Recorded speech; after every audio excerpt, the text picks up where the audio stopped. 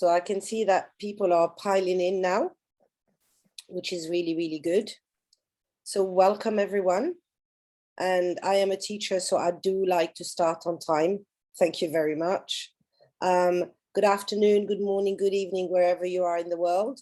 Actually, there is a poll that I'm just going to launch. So if you could let us know where you have joined us from and which particular identity you have in terms of your profession. Are you a student, an educator, a publisher, an author, a parent, a librarian, or is it not listed? Notice I didn't use other because we do not like to be othered. Thank you very much. So thank you for taking the time to attend Educating Out Racism. My name is Laila El-Metoui and my pronouns are she, her. I am a female presenting cisgender woman with short, curly hair and brown eyes. And today I'm wearing a white and blue vintage dress. And the background of my Zoom is a slide with the Educating Out Racism logo and the other organizations who have been supporting this event. My Work, Real Rebels Radio, which is a local community radio based in Hackney, will be using the recording to carry on the conversation on how to educate racism beyond the conference. And obviously my own logo. So if you're interested in these organizations, I'm just going to put them in the chat right now. So I can see that people are filling in the poll. Thank you very much. Oh, wow, we've got people from North America, North Africa. Wow, this is really international. We have a live transcription enabled. So hopefully that will make it a bit more accessible. If you are tweeting about the event today, you can use the hashtag Educating Out Racism. And please use a camel case because it makes it more accessible. So I'm just going to drop that in the chat. I founded the conference in 2020 to feed into the Black Lives Matter movement and equip people and organizations with the practical tools they needed to be more equitable. I'm super excited to welcome you. I'd like, first of all, to welcome Pepe from My Work, who would like to let us know why My Work feels it's important to support this event. Thank you, Laila. Hello, everyone. My name is Pepe Sapal, and my pronouns are she, her. I have long, black, wavy hair, brown eyes, and I'm wearing a blue blouse.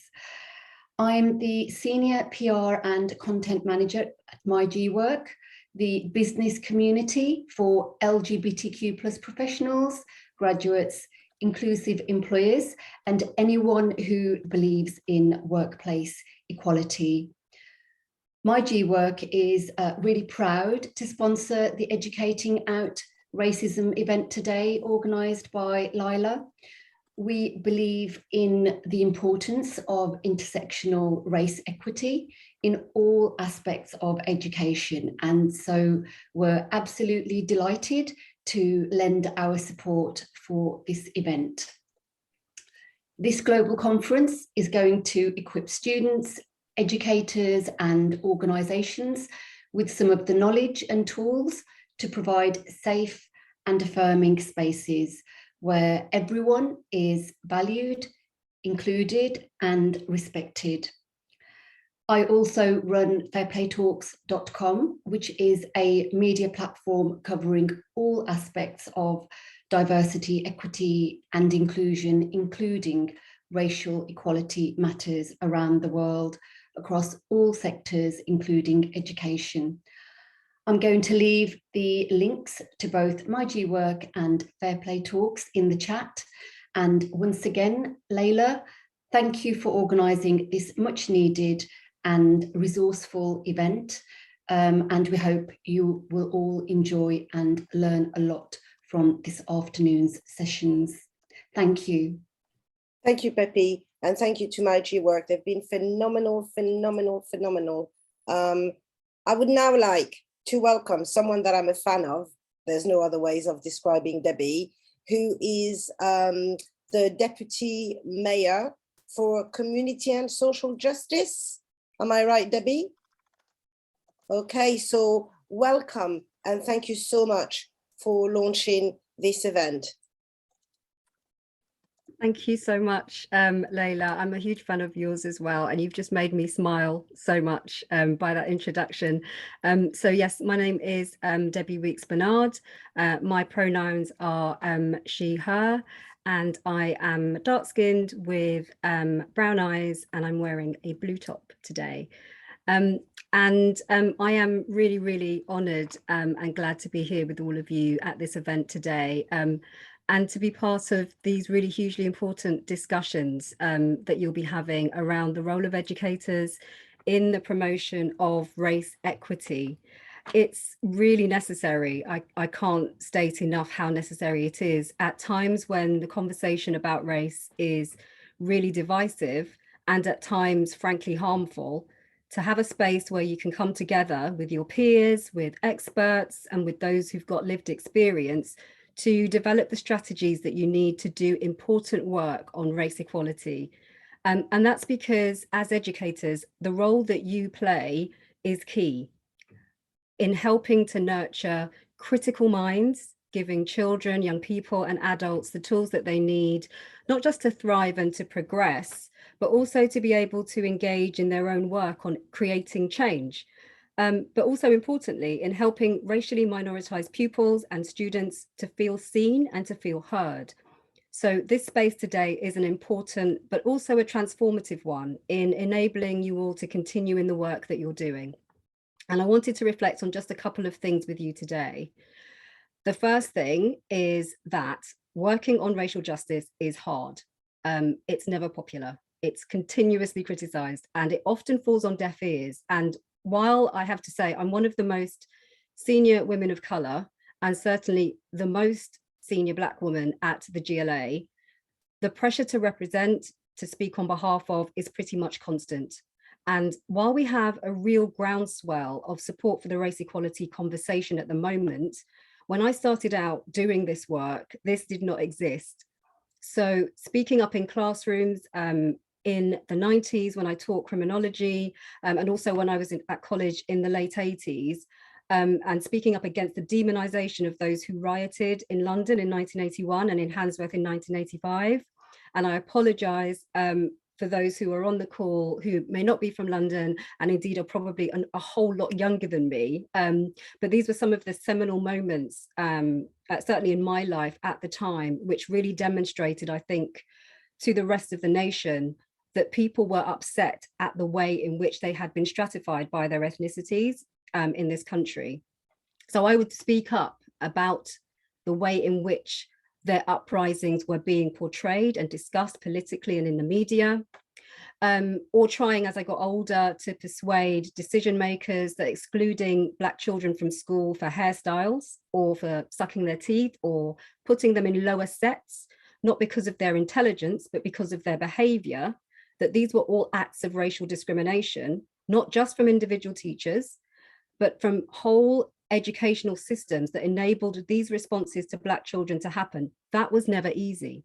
And so I've got to this position that I'm in now after a lifetime of arguing against the majority, often reacting against news events, problematic research, worrisome comments, approaches from upset parents, children, organizations, my own family members. So yeah, the work has never been easy, but it has moments when all of the work that you engage in seems to pay off. So you'll notice that I included a lot of educational references in those examples that I gave. And that's because the places in which I recognized what needed to change and the development of my own activism, that happened largely within educational institutions as a child or as a young person.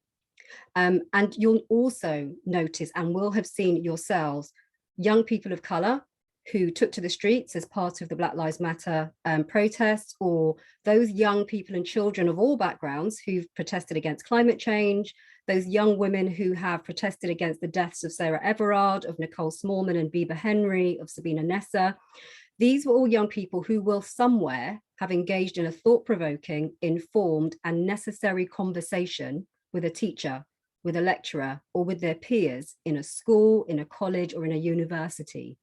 So professionals like yourselves who recognize the possibilities of the roles that you have to transform the lives of those you teach are key to enabling race, equity, and transformative change to occur. And the moments when this work pays off, well, if we think about the incredibly challenging 2 years that we've just had, and challenging periods that we are continuing to go through, a period in which we've seen the drivers of those health inequalities which have affected the life chances of racialized minorities for decades be brought into the full glare of the world through the COVID pandemic, and in the devastation that it's had on our lives, and particularly on the Black and brown individuals who've been disproportionately impacted by high death and infection rates, as well as on their livelihoods, there has been a shift in the narrative on race. And so while on the one hand, that shift might have been negative, well, has been negative, and continues to be negative. So where in the middle of a global pandemic, the entire world witnessed the murder of George Floyd in the US, when the UK government commissioned a report denying the existence of structural racism, which was published just weeks before the 40th anniversary of the Brixton riots, with analysis that was conducted at the time of that anniversary, which showed that Black youth unemployment, which currently stands at 41% in the UK, is exactly the same as the levels of Black youth unemployment back in 1981 when those riots occurred. And a time when political discussions have been held about the harm of critical race theory in schools and universities, suggesting that the way that this is an approach that damages white working class boys and that the teaching of Black history is not actually necessary. All of this is negative, and that is not a positive shift. But on the other hand, there have been a range of phrases which have entered the nation's vocabulary. The public discussion that we've been having about structural racism and structural inequality has been one of those phrases. And I will never get over hearing news readers on the BBC in the middle of a global outpouring of grief and rage that followed the murder of George Floyd, talking openly about structural racism on the television in the middle of the day. And that's something which is incredibly important and marks an incredible shift, because what that means is that we are having conversations about structural inequality and racism with individuals who may not have had those conversations before, despite the fact many of us have been having those sorts of conversations for an incredibly long time. And if we think about the vibrancy of the conversations generated by the young Black Lives Matter protesters about the need for change and the discussions about microaggressions, but also the commitments that have been made by a range of institutions. Some of them haven't been long lasting, and I think it's important for us to recognize that. But it's important also to acknowledge that there have been institutions talking about structural racism and structural inequality in a way that they have never done so before. And I think it's important for us to celebrate the fact that those conversations are happening. My own boss, Sadiq Khan, committing to the GLA, the Greater London Authority, becoming an anti-racist organisation and committing to working with other key partners in our city to create an anti-racist city. These are seminal moments. And so I really think that these are moments that give us hope. And that leads me to my second point, which is that yes, working on race equality is hard, but it is rewarding. And for those of us who are able to continue this work, this forum today and other collaborative interventions at this level, or indeed at the level of institutions, which is something that myself and the Mayor are part of in London, this is all incredibly essential. So there's a couple of final things that I'd like to sort of leave you with. And these are things that I know that many speakers will touch on, but also are issues that there are many of you who are involved in and that I think are key to the work that we do or need to do. First is representation. So young people of colour and those from protected characteristics need to see us in their institutions. And this is not just about getting more people from minority ethnic backgrounds into schools and colleges, but it's about the progression and the representation that is necessary in senior roles. We've got a couple of programs that we run at the Greater London Authority, which is about trying to support minority ethnic teachers in London to give them the confidence, leadership skills, but also those networks, the professional networks that they need to make those successful applications for promotion within their schools. And as young people have told me, you can't be what you can't see. So representation is key. Secondly, Pupils and students need to see themselves within the curriculum that they study. And regardless of their background, all people need to see, learn about, and benefit from diverse representation in their curriculum. So my son is 13. He is a reluctant reader. And I actually think that at the moment he is rebelling against all the books I've ever bought him in which there is always a Black male protagonist. He's refused to read these books anymore. But if you look in his school bag, at the moment, if you looked at it today, without any intervention with me, from me, you will see that he's been carrying around since last October, Patrick Vernon's 100 Great Black Britons book. It's an enormous book, hardback cover. It was given to me as a gift by Patrick Vernon to read. My son snuck into my bedroom, took this book, put it in his bag. He looks at that book every day. He enjoys reading that book every day. He wants to learn about others in real life who are ordinary individuals from a minority ethnic background who are doing extraordinary things. And when I see things like that, it makes my heart soar, not just as a mother, but as a woman who knows how important it is for our young people to see themselves represented in the material that they're consuming. Young people are diverse, and they are too frequently presented with a curriculum that's one-dimensional. And it means that curriculum doesn't represent fully the historic and institutional reasons for inequality. So it's really important for us to ensure that curricula reflects all of the communities in our society, as well as in a city like London, which is so diverse. So the final point that I'm going to make is on policy. So I've mentioned that there are a range of problematic narratives and policy decisions which create barriers for racial equity. There's a lot that we continue to do in the Mayor's office, working with key institutions in our city to sign up to commitments on tackling structural inequality. And this is a piece of work that I'm hugely excited about. But we do this as a regional body, recognizing that at the moment, our national government and the debate that they drive is an unequal one. But we're working where we can with the levers at our disposal to create a city where racialized minorities see possibilities, futures where they can thrive, and one in which we are happy to talk about structural inequality in a way that is informed by them. Your work as educators, finding those spaces and possibilities for change, be that in inspiring your students to develop ideas for change, bringing in diverse authors, perspectives, materials into your teaching, recognizing and embracing your lived experience and using it in your work. All of this enables you to play your part in creating safe, carefully curated, diverse, subversive, and transformational spaces. I'm using words with too many syllables in institutions that may not always agree with your approach, but within which you can have impact that goes beyond the walls of those institutions. Activism in public service is possible. And I thank you for all that you do, all that you are going to do, all that you will continue to do. I thank you for our children. I thank you for our young people. I thank you for our communities. Thank you so much, and enjoy what will be an enormously brilliant event today. Thank you. Thank you, Debbie. I mean, I could feed back on what you've said and spend another couple of hours discussing all the points that you've raised. I'm glad you mentioned Patrick Vernon. I've dropped the link to his book on the chat. He was one of the panelists in the last Educating Out Racism. We've also had Bonnie Greer contributing to the conversation. So it's really important that people like you, which have a very high profile, actually support that kind of work in practice as well as theory. So thank you so very much. Brilliant. Okay, so I'm going to share the results of the poll. Thank you very much to everyone who responded. So we've got a truly international audience. People have been saying hello in the chat from all over. Got people from Saudi Arabia, Ireland, but most of the people in the room, 65% are educators, educational leaders, 9% are students. We've got some publishers, author, content creator, and 23% not listed.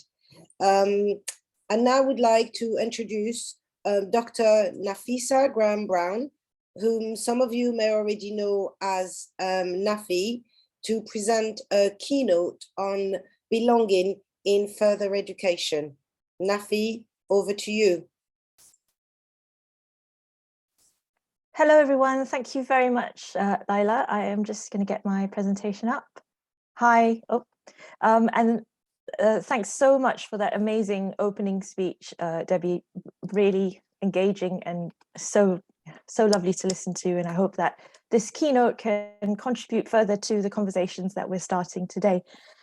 So just very quickly, I'm going to describe myself. As Laila said, my name is Nafisah. Some people know me as Nafi. You're very welcome to call me that. I have olive skin. My background is a mix of Malaysian and Scottish heritage. I have dark hair, which is short with some green streaks.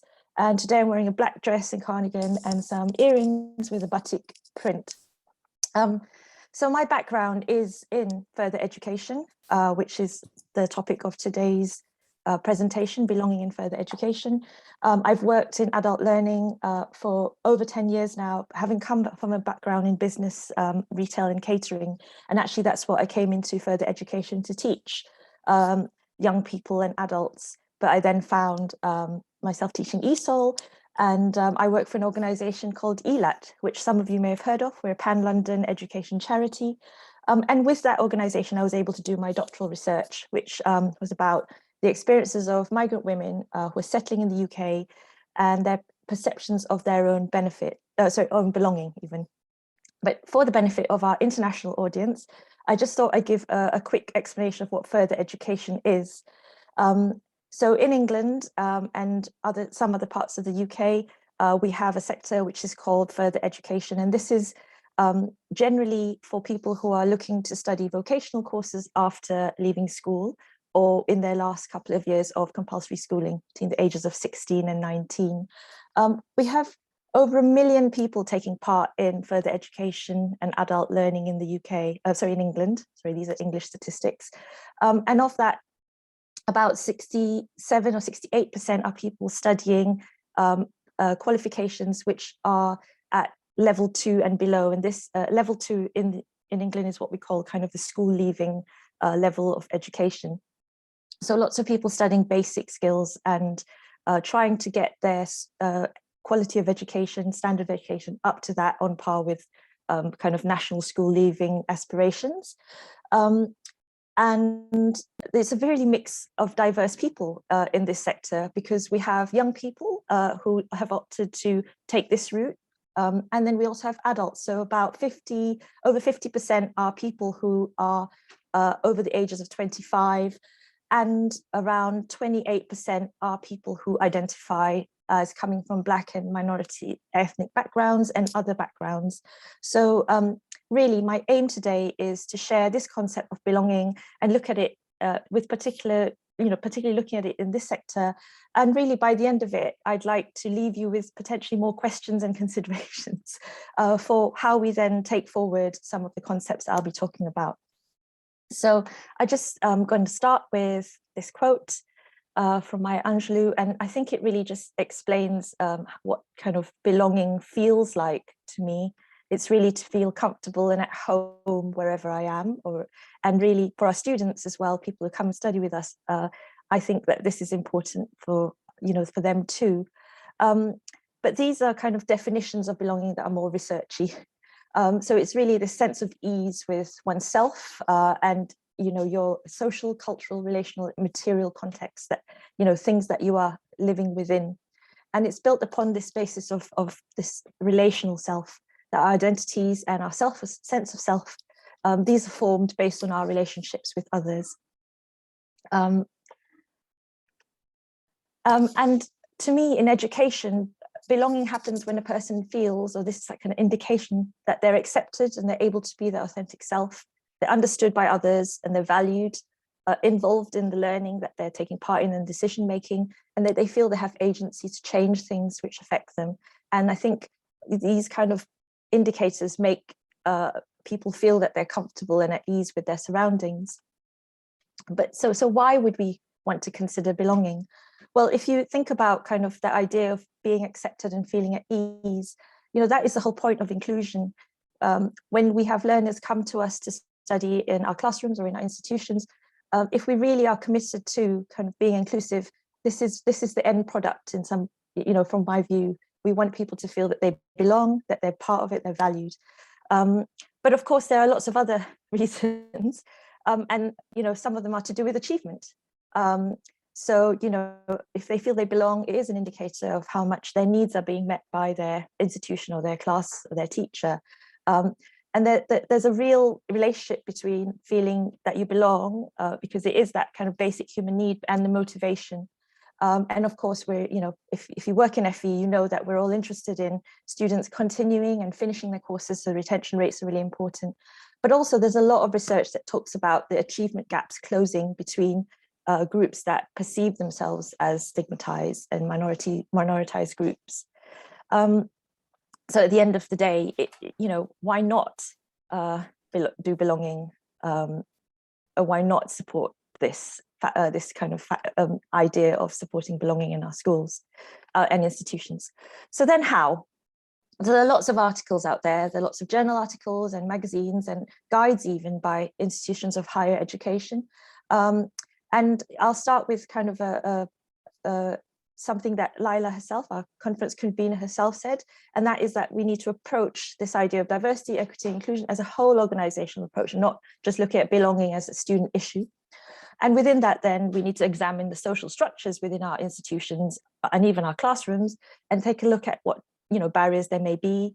We want to nurture the culture of belonging, and think about what that might be. And like within that, what are interactions with parents if you are working with younger people? What are kind of and also thinking about kind of mental health issues and taking action to support that. And really thinking about taking actions to value students' diverse identities. And there's some suggestions such as, having forums for discussion, talking about belonging, being explicit about it, and then talking about kind of, the transitions between school and further education into work life, for example. And I think as I said, there's lots of material out there that you as an organization or a teacher, you could engage with. But when I was reading through a lot of the writing myself, I felt that actually the framework that I used for my research, or I found when I was doing my research, was probably a really good starting point, and actually gave people, could give organizations and teachers a little bit of like a way of kind of conceptualizing belonging. So I'm part of, so today I'd really like to share that with you. And if you do have any questions and answers, I just want to say, do use the Q&A function, and I will look to answer them in the Q&A later on after the presentation. So when I talk about belonging, it's really thinking about belonging to a place. It's like an attachment to a place, because of course, that's when we talk about, where you belong, you do talk about it with kind of an idea of geography and a space. But when I talk about places, I think it's important to consider that a space that you're in isn't just physical. It's not just a building or a wall or, like a room. There are cultural and social meanings that you give to that place, but through having interactions within it. And just to describe what you see here, there's a sphere with the word space in it, with an arrow to a second sphere, which has the word social and cultural meanings, and then an arrow to a sphere which says place. So places are, the embodiment of the space that you're in. And so within the place, then, an individual within a place, as represented by my diagram here, we have a square which says place, and then an outline of a body which says individual. Within that, they experience belonging through multiple aspects. And these aspects are interrelated, they're layered, they're simultaneous. They don't, kind of experience it from one area and just the other area. It's all kind of working together. And as you can see, I have 4 circles here with each a different color, a yellow, a red, a purple, and a green one. And within each of these circles, I have the words temporal belonging, material belonging, relational belonging, and cultural belonging. And I'll explain these in the next slide. So there are 4 aspects of belonging that I have looked at in my research. And these are how we experience belonging within our places. So the first one I wanted to talk about is the material aspect of belonging. And these relate to physical spaces and actually things that belong to us, where we sit, for example, and where we are within a place. but also looks at the opportunities and ability for individuals and people to access those places. And we'll talk a bit more about questions and considerations next. Cultural belonging. These are our social behaviors and the mores and the rules of engagement within these places. They are kind of things, how we do things within our institutions. And I know lots of leaders here already consider culture, so it's probably a very familiar thing for you.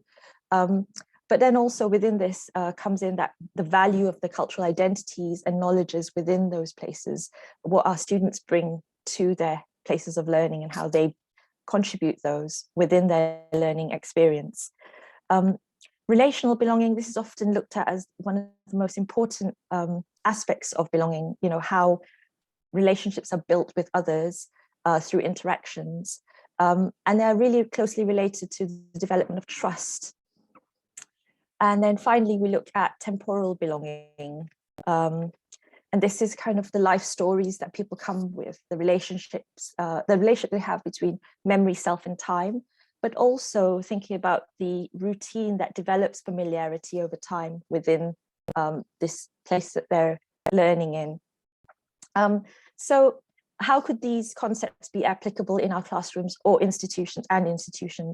Well, when we think about the demographics of students in FE, which I talked about a bit earlier, the groups are really, really diverse. So how do we consider each person and what we want to make sure the needs that we fulfill for each person, individuals within these groups?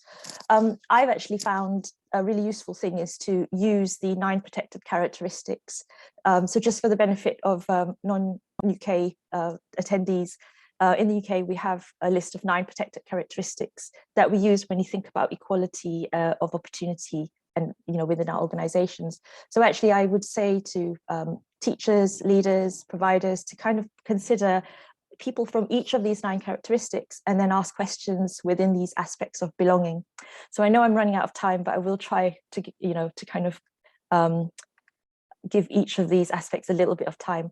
So for example, within the aspects of material belonging, which I said was about the physical spaces and the experience of the physical place, how accessible, I mean, as a basic, how accessible is our institution or organization? And actually that's not just having the way for someone to access a ramp, for example, but really kind of, are there processes that then stop people from being able to fully access what's happening within it? And access is such a basic. Are these places welcoming? Do people feel that they can see representation of themselves? Are processes that are in the place, meaning that people don't feel that they can take part, even if they technically, from an eligibility point of view, can? If you're running an online, in online sessions, how is your online world welcoming as well? And really kind of considering when we want to have a really professional place, how is that actually exclusionary, and what does professional really mean? Because there has been a lot of a drive for institutions and buildings to be very professional looking with glass and steel, but how does that make people feel welcome when they come along to your institution? So that's sort of something. And coming into questions of belonging from a cultural perspective, access comes in again. Like I said, there may be processes that this is just how we do things, but they're quite exclusionary. So really having a think about those and other everyday practices within our institutions. How are they inclusive? How are they welcoming and bringing people together?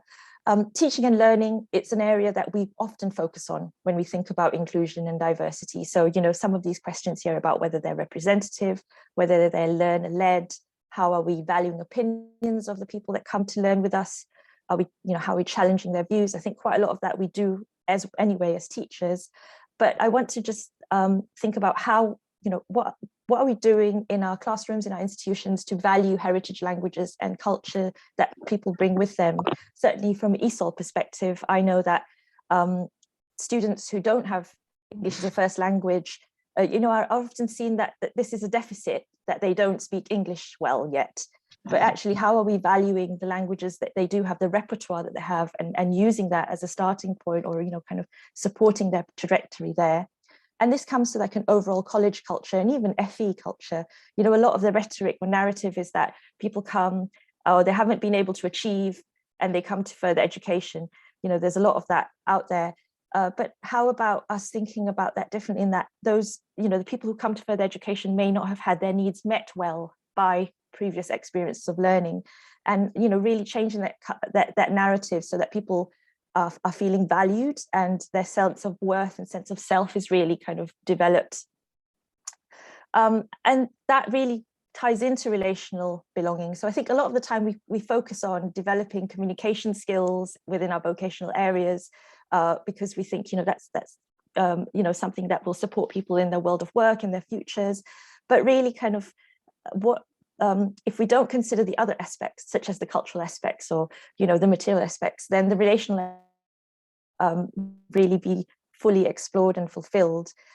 So yeah, it's how are we fostering relationships with all sorts of people, not just in a work sphere, for example, and really then thinking how are we trying to support our learners to have meaningful interactions with others, and who do the people, you know, who are the people that we want to try and foster those interactions with, what's going to give people the most experience and positive outcomes so they feel that they belong within their classrooms and institutions.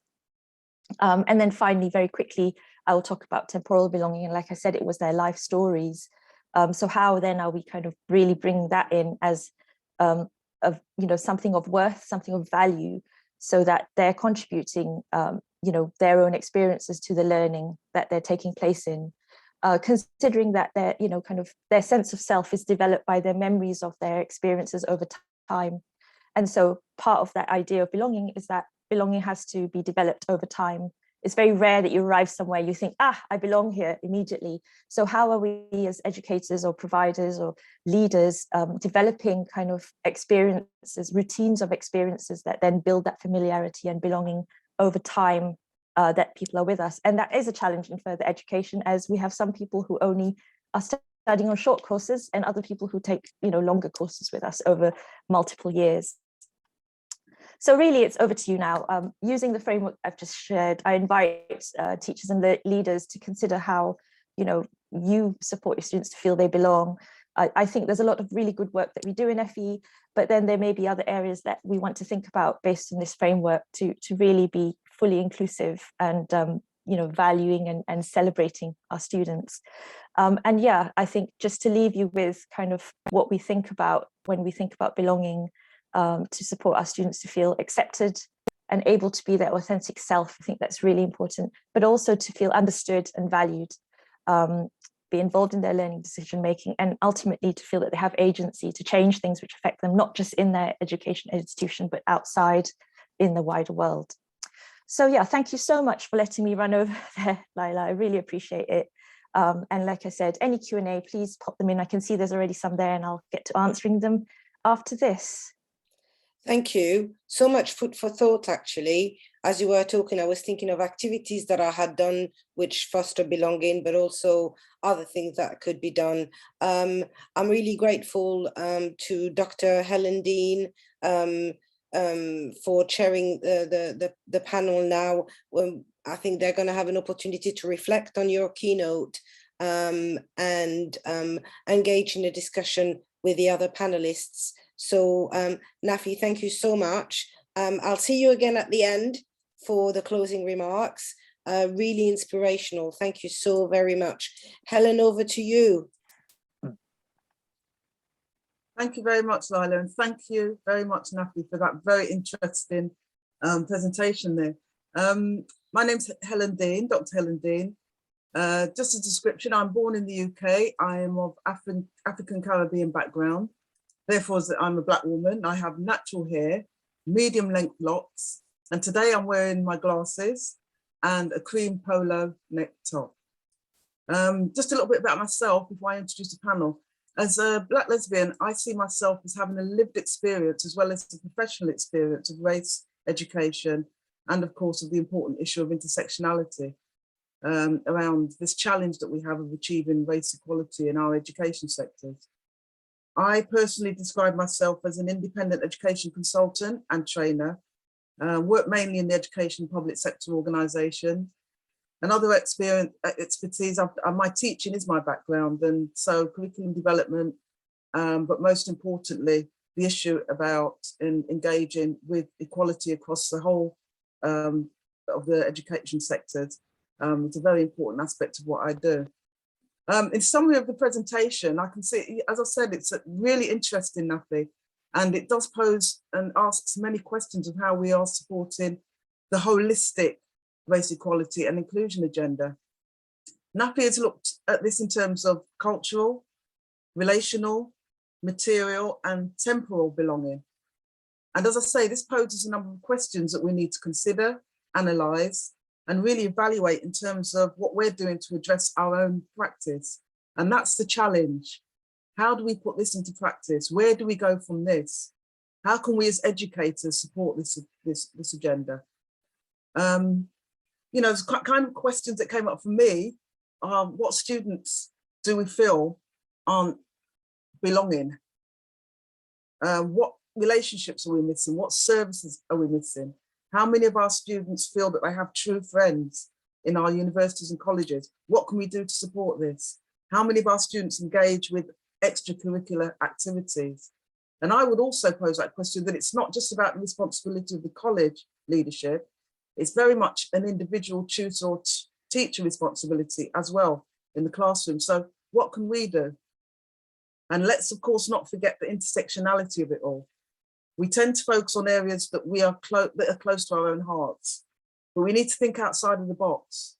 Think about LGBT, ESOL, global majority, as I describe our Black learners, the disability agenda. So on that note, what I'd like to do is to introduce the panel, who I'm going to ask to introduce themselves, as well as take some time in their capacity to share some of their thoughts and maybe share their top tips on what we can do to foster belonging. So thank you again, Nafi, for that. And I'm going to go around based on the screen that I've got in front of me. And the first person that I'd like to pose that opportunity to give some thoughts and to think about top tips is Sheza Afzal. Can I pass on to you? Yes, thank you, Helen. My name is Sheza, and I will describe myself. So I'm a light brown skinned cis woman with long brown hair. And today I'm wearing actually my work sweatshirt, which is black, and it has my organization name on it, EqualiTeach. I'm sitting in my living room against a white wall with some of my plants. So I work for an organization called EqualiTeach, and we work in a training and consultancy capacity, mostly in education settings, to look at how organizations and schools can embed equality. So building on some of the stuff that Helen has said, and before that, Nafi and even Debbie, I think there's been so much food for thought. And what I really liked, Nafi, about your presentation is that I think you were able to capture this essence of belonging in both the kind of nebulous way, because some of it is sort of nebulous and slippery. It's hard to sort of pin down what we mean by belonging, but you were also able to kind of clarify that bit as well as the really more concrete or obvious aspects around kind of material belonging.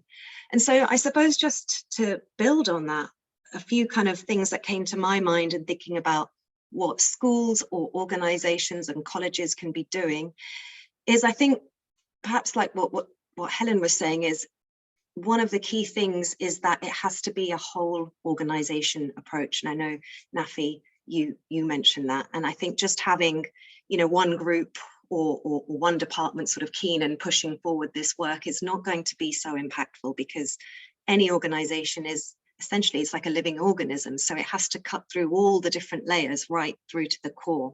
So it's about being really clear about what you want to achieve and why you're doing that work, and making sure that that message gets out so that everyone is aware about it. Because having just one group kind of working away at it and doing things and it not being communicated throughout the rest of the organization just isn't going to have the impact to really bring about transformational change. And I'd like to exemplify what I mean a bit more, just focusing on one area, because this is, I suppose, what I know, because I do a lot of work around this, is if we think about something like policies and procedures. So when we think about that, my mind would immediately go to, well, that's going to be someone in, you know, a group in senior leadership positions putting together policies, and that's that. But I think if we're really thinking about creating inclusive spaces where everyone feels like they can belong, it's really important that that isn't exactly how that happens. Like, certainly they will be maybe the group pushing the work forward, but consultancy, opening this space out for new policies or updated policies for everyone, all the stakeholders to have a chance to look at the policies and to see if they're happy with them, if there's maybe any needs of a group that have been missed. So opening that out in, let's say, a school context to parents and carers as well as staff, and potentially even translating them into an accessible form for pupils to be able to sort of have access to. I think that is so important, because then it is something that organizations are working on together. What I would like to flag though, and this is something I found a lot in 2020, obviously after the death of George Floyd and the prominence of the Black Lives Matter movement, was very often there was a renewed consciousness about the importance of this work, but certain members of staff were targeted to do it. So a Black or a person of colour member of staff was like, oh, do you think you could write an anti-racism policy? Or do you think you could put out a statement on?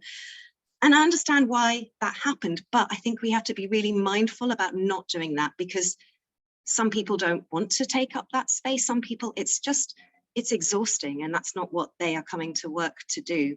And three, they might not feel that that is actually their space. So it's something about creating the communication channels where everyone can come forward. And of course, you want those voices that have maybe traditionally not had a platform, that have maybe been marginalized. You want to create those spaces, but it isn't really okay just to go to that, you know, one person of color and expect them to do this work in their free time.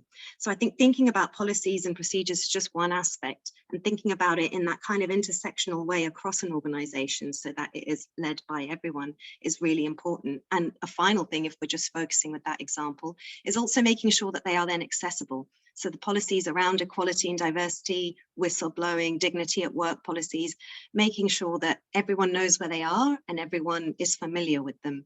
Because often we find, especially when it comes to dealing with like instances of discrimination, if you ask people in an organization, many people don't know, well, I don't really know what I would do. Where do I go? What are the procedures? What are the steps?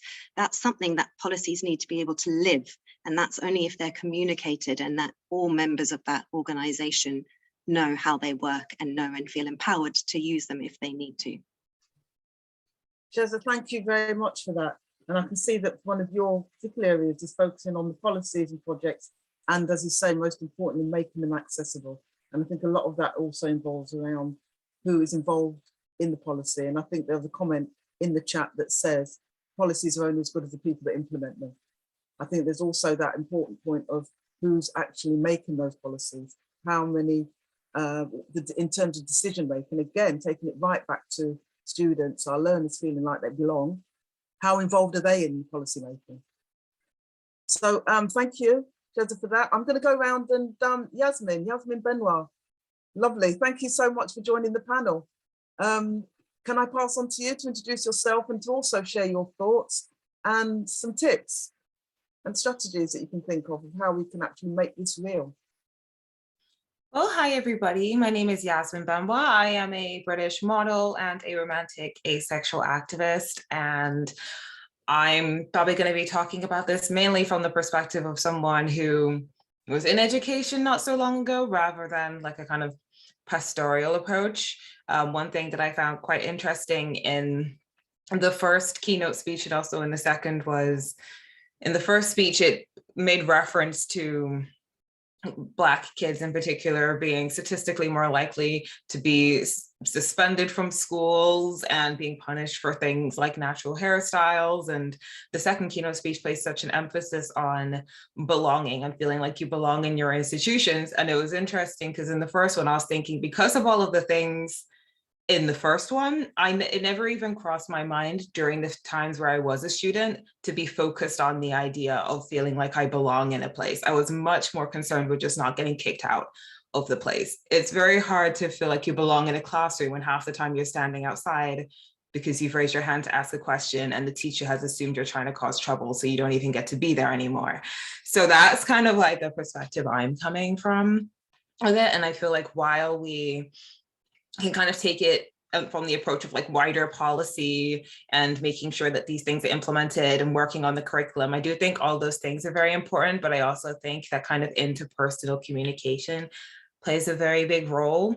Because as a student, by the time I got to higher education, I was very much done even trying to communicate with my teachers unless I absolutely had to, because I knew that the more I did that, the higher the chances were that I would be perceived as troublesome. So because of the experiences that you had from primary school onwards, by higher education, I wasn't even thinking about like what kind of policies and stuff would have been helpful, because you're just trying to get through each and every class without being in trouble for something incredibly minor. I feel like it's quite important in all of these things, not just to kind of take it from a wider framework, but also to make sure that on an individualized basis, the people that have the most one-on-one contact with the students are able to kind of employ some self-analysis and make sure that they aren't personally perpetuating stereotypes and they aren't personally engaging in reverse internalized racism or racism that's kind of systemic. I think that those things will kind of make quite a big difference, because even if you have like a wider framework, is that necessarily going to stop the Black kid from being in detention because their braids were too long? Like, is that, like, are we going to make sure that each of those individual instances don't happen if we're kind of taking it on a wider level? I think that there needs to be a strong emphasis on making sure that each and every person that has the power in the institution and has the most interaction with the students is able to make sure that they aren't perpetuating those same behaviors. And it's something I noticed during the latest Black Lives Matter thing. I'm one of those people that had some of my teachers on Facebook, and a lot of them, despite working with students on a regular basis, and I went to international schools, so they had a very diverse group of kids to work with, thought that because they are teachers and because they have diverse pupils, that they're not personally responsible for any of that. So they don't need to pay any attention because their job is inherently so holistic and so virtuous that they don't need to really apply any of those things to themselves, even if they're happy to like retweet and reshare. And I think that's kind of an example of how these things can go if you don't kind of project it in a kind of more individual and interpersonalized way. So yeah, that would be my suggestion. Thank you very much, Yasmin. Some really important points raised there. I think one of the things that stood out for me is the fact that you're focused on the Black student experience. And I really like that line where you've actually recognized that it's hard to feel like you belong if you're practically surviving in an institution in the first place. And I think that for me, I mean, I know a lot of organizations have what we call the learner journey. And again, it poses that question as part of that learner journey. How many of us as educators, how many of us as teachers are actually building in some of the factors that have been shared with us by Nafi? So I think that's, you know, that issue about interpersonal communication as well, but particularly about the student journey, how of us are actually embedding or thinking about making that student really feel like they belong. Okay, thank you again, Yasmin, for that. I'm going to go round, and again, I've come now to Dr. Arun Verma. Arun, are you happy with sharing with us now? Yeah, thanks so much, Helen, and thanks again for the space and privilege to be here among some other great thought leaders in this space as well. So I'm Arun Verma. I'm a specialist in intersectionality. I am obsessed with intersectionality. I just think it's the real strong framework and tool for advancing race equality, tackling racial injustices and inequality and inequity more broadly. Just in terms of self-description, I'm a cisgender male. I'm a gay man of color. I'm South Asian, and I guess I have lighter brown skin. It's the first time I've actually self-described my skin tones. Actually, that was quite reflective for me in some ways. In terms of thinking about belonging for me, I want to think about it from the intersectional perspective. And I think one of the key things for me is that, and I just want to say I'm very grateful to the knowledge and contribution of the Black female professors and the Black women that have enabled me to be able to use intersectionality in the way we refer to it today. So I'm really, really grateful for that. And I think we need to make sure we reference those voices and scholarship where possible, well, at all times. So for me, and it speaks to the connection of stories and experiences that Yasmin spoke about to the policies that Sheza spoke about as well. It's about the intersectionality in terms of belonging. It's about connecting the lived experiences, the stories, the journeys with at the heart of policy making, not just policy making, but policy implementation, intervention and action. Bell Hooks talks about love as a form of action. This is the space that we need to be encouraging, cultivating to enable us to be able to create real belonging. People think that if you create belonging spaces for one marginalized group or one intersectionally marginalized group, that space is only for them. And that's completely wrong. What that means is that space and belonging is inclusive of those people that have been silenced, not been able to participate, not been seen, not been heard, who are standing in the corridors, not able to liberate themselves through a system that's meant to be and enabling them to be successful. So for me, using intersectionality as a way to bring experience and policy together to focus on action and impact and outcomes is the most crucial way forward. Belonging is just one part. We have to unpack it and talk about what are the behaviors of belonging. We need to talk about compassion, love, safety. We need to talk about respect, appreciation of difference, and those are such key things.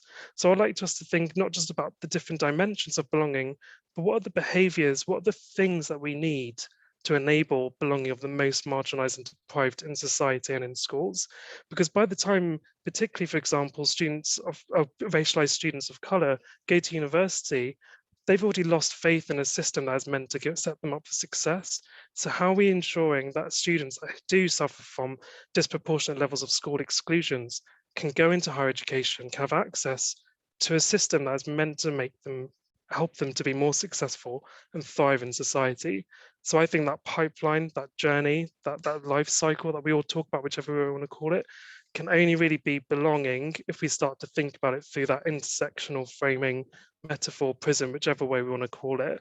So that's my perspective on this cultivating belonging and bridging the connections between story, people and policy, because there's no policy without people, and we need communities of resistance, as Bell Hooks calls it, to enable and challenge the status quo.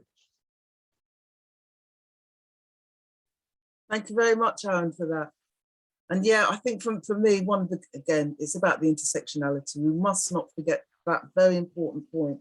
As I said earlier, we do tend to focus on what is close to our hearts. And I think it's really important that that intersectionality of this aspect, of very important aspect of inclusion, is taken on board. So it'd be really interesting to see what the thoughts of the participants have around the intersectionality and the challenges that we have with addressing all those areas. So thank you very much for that. I'm going to come out. Anick, would you like to introduce yourself? Are you ready to share? Hello, thank you for having me, Laila, and thank you so much, Helen, for chairing this panel. My name is Anick, and I am going to start off by describing myself. I am an intersex man. Intersex means that I was born with variations in sex development that don't typically fit what we are taught as being just male or just female. If I kind of zone out and start laughing, it's because I've got distracted by the live transcription, because the live transcription, I have it on because it helps me, but it also sometimes gets these words wrong to a humorous effect a lot of the time. So please do excuse me if that happens.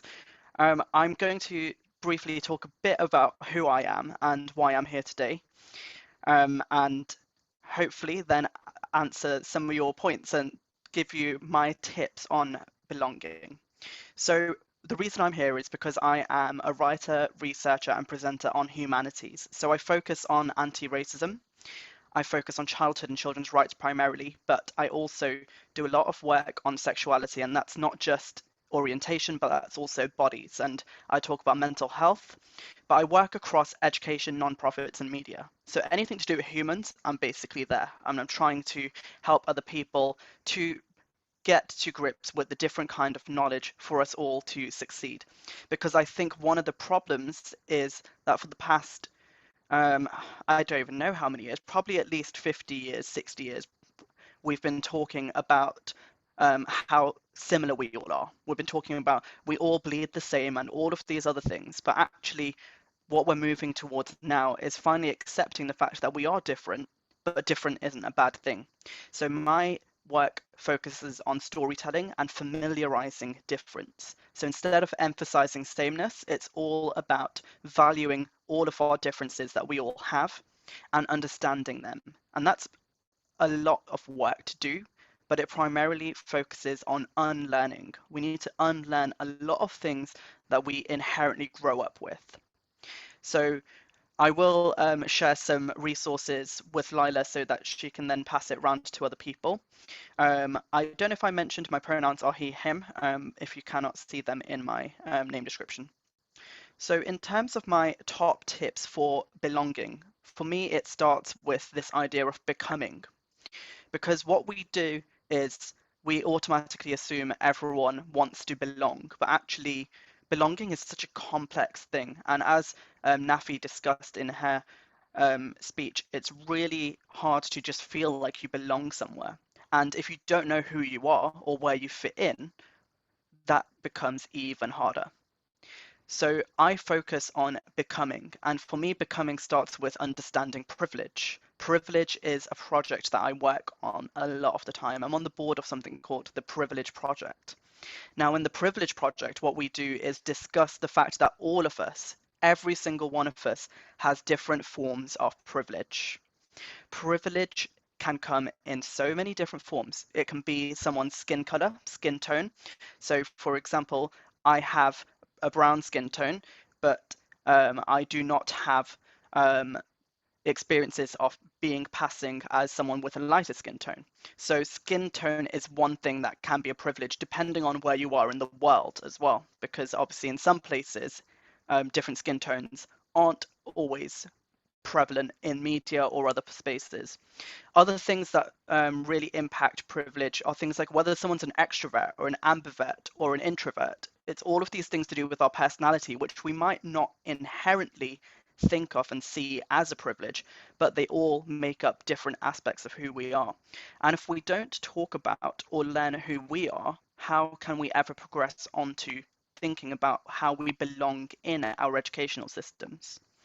So the reason I wanted to start off with becoming is because I think if the teachers, the educators, and the people who are working at our institutions don't feel like they belong and don't know enough about themselves, but also the communities around them, they're not going to be able to have these open conversations. So it needs to start with your own growth, and it needs to include communities at all different levels. So when you're talking about your own organizations, it needs to be conversations which include things like your student councils, the learners, the alumni. The collective cooperation is what we need. And it always is a great idea to have an audit of what things are like for you and your organization. Now, there are lots of different professionals you can bring in to help you with that, but there's so much prep work that you need to do as an organization in order for that to then happen. Now, as a single teacher, you might be thinking, well, what can I do? Try starting in your own classroom and then working your way out. Have these open discussions and conversations about things like gender, sex characteristics, ethnicity. And once people see you being more comfortable and confident talking about the fact that difference isn't a problem, they will also feel the need to weigh in on the conversation as well. So those are some short tips from me, and I'll pass back to Helen. Thank you, Anick. Thank you very much. And again, you've raised some other aspects of this belonging. And I see that you started with that concept of becoming. And I think you're absolutely right. It just shows the complexity of where we need to go. And I think for me, one of the things that stood out from what you've said is that it's that important area of actually trying to support, to encourage and empower our learners to develop strategies to support their own belonging. I think that's how I would kind of try and sum that up, and what we're doing as individual educators to do that as well. And you've quite rightly looked at that the first aspect of opening discussions, which helps you to demonstrate that you feel like that you belong.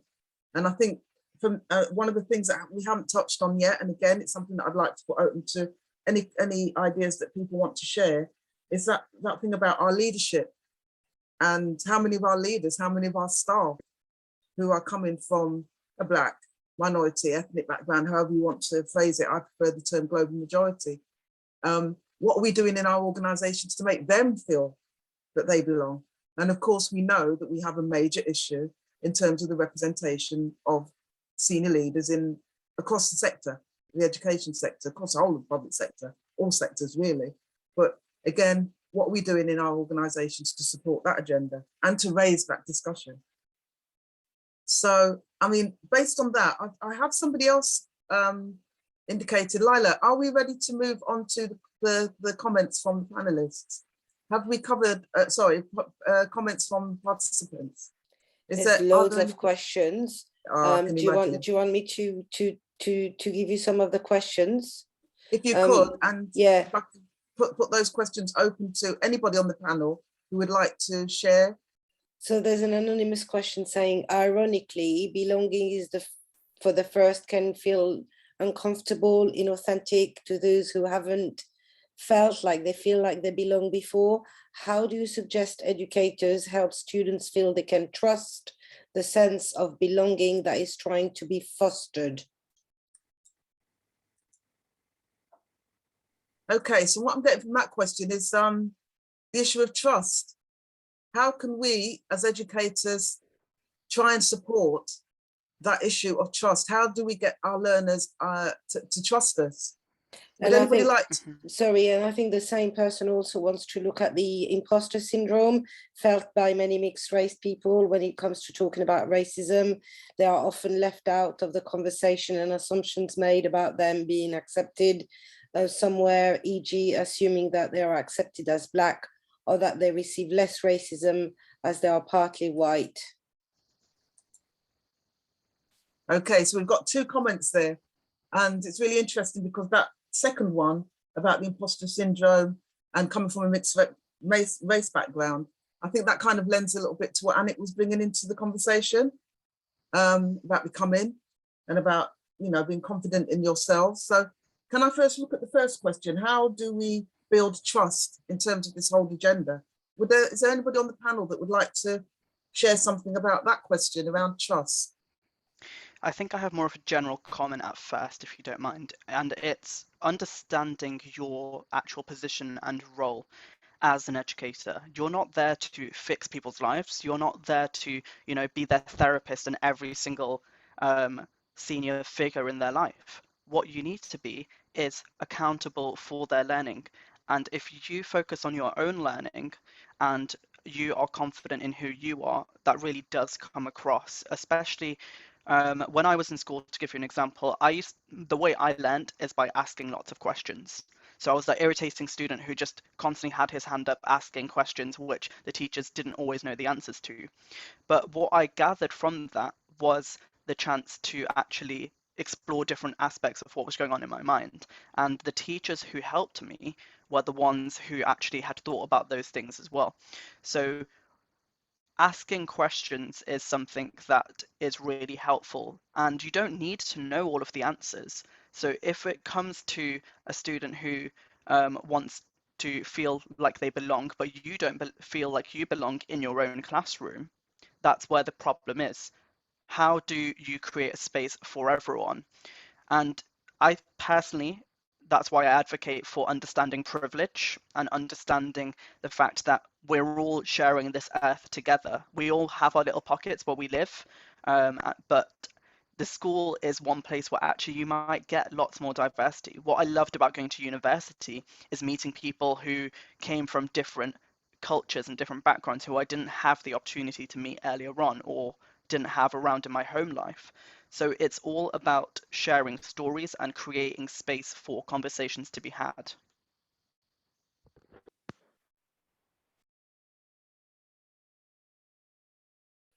Thank you, Anick.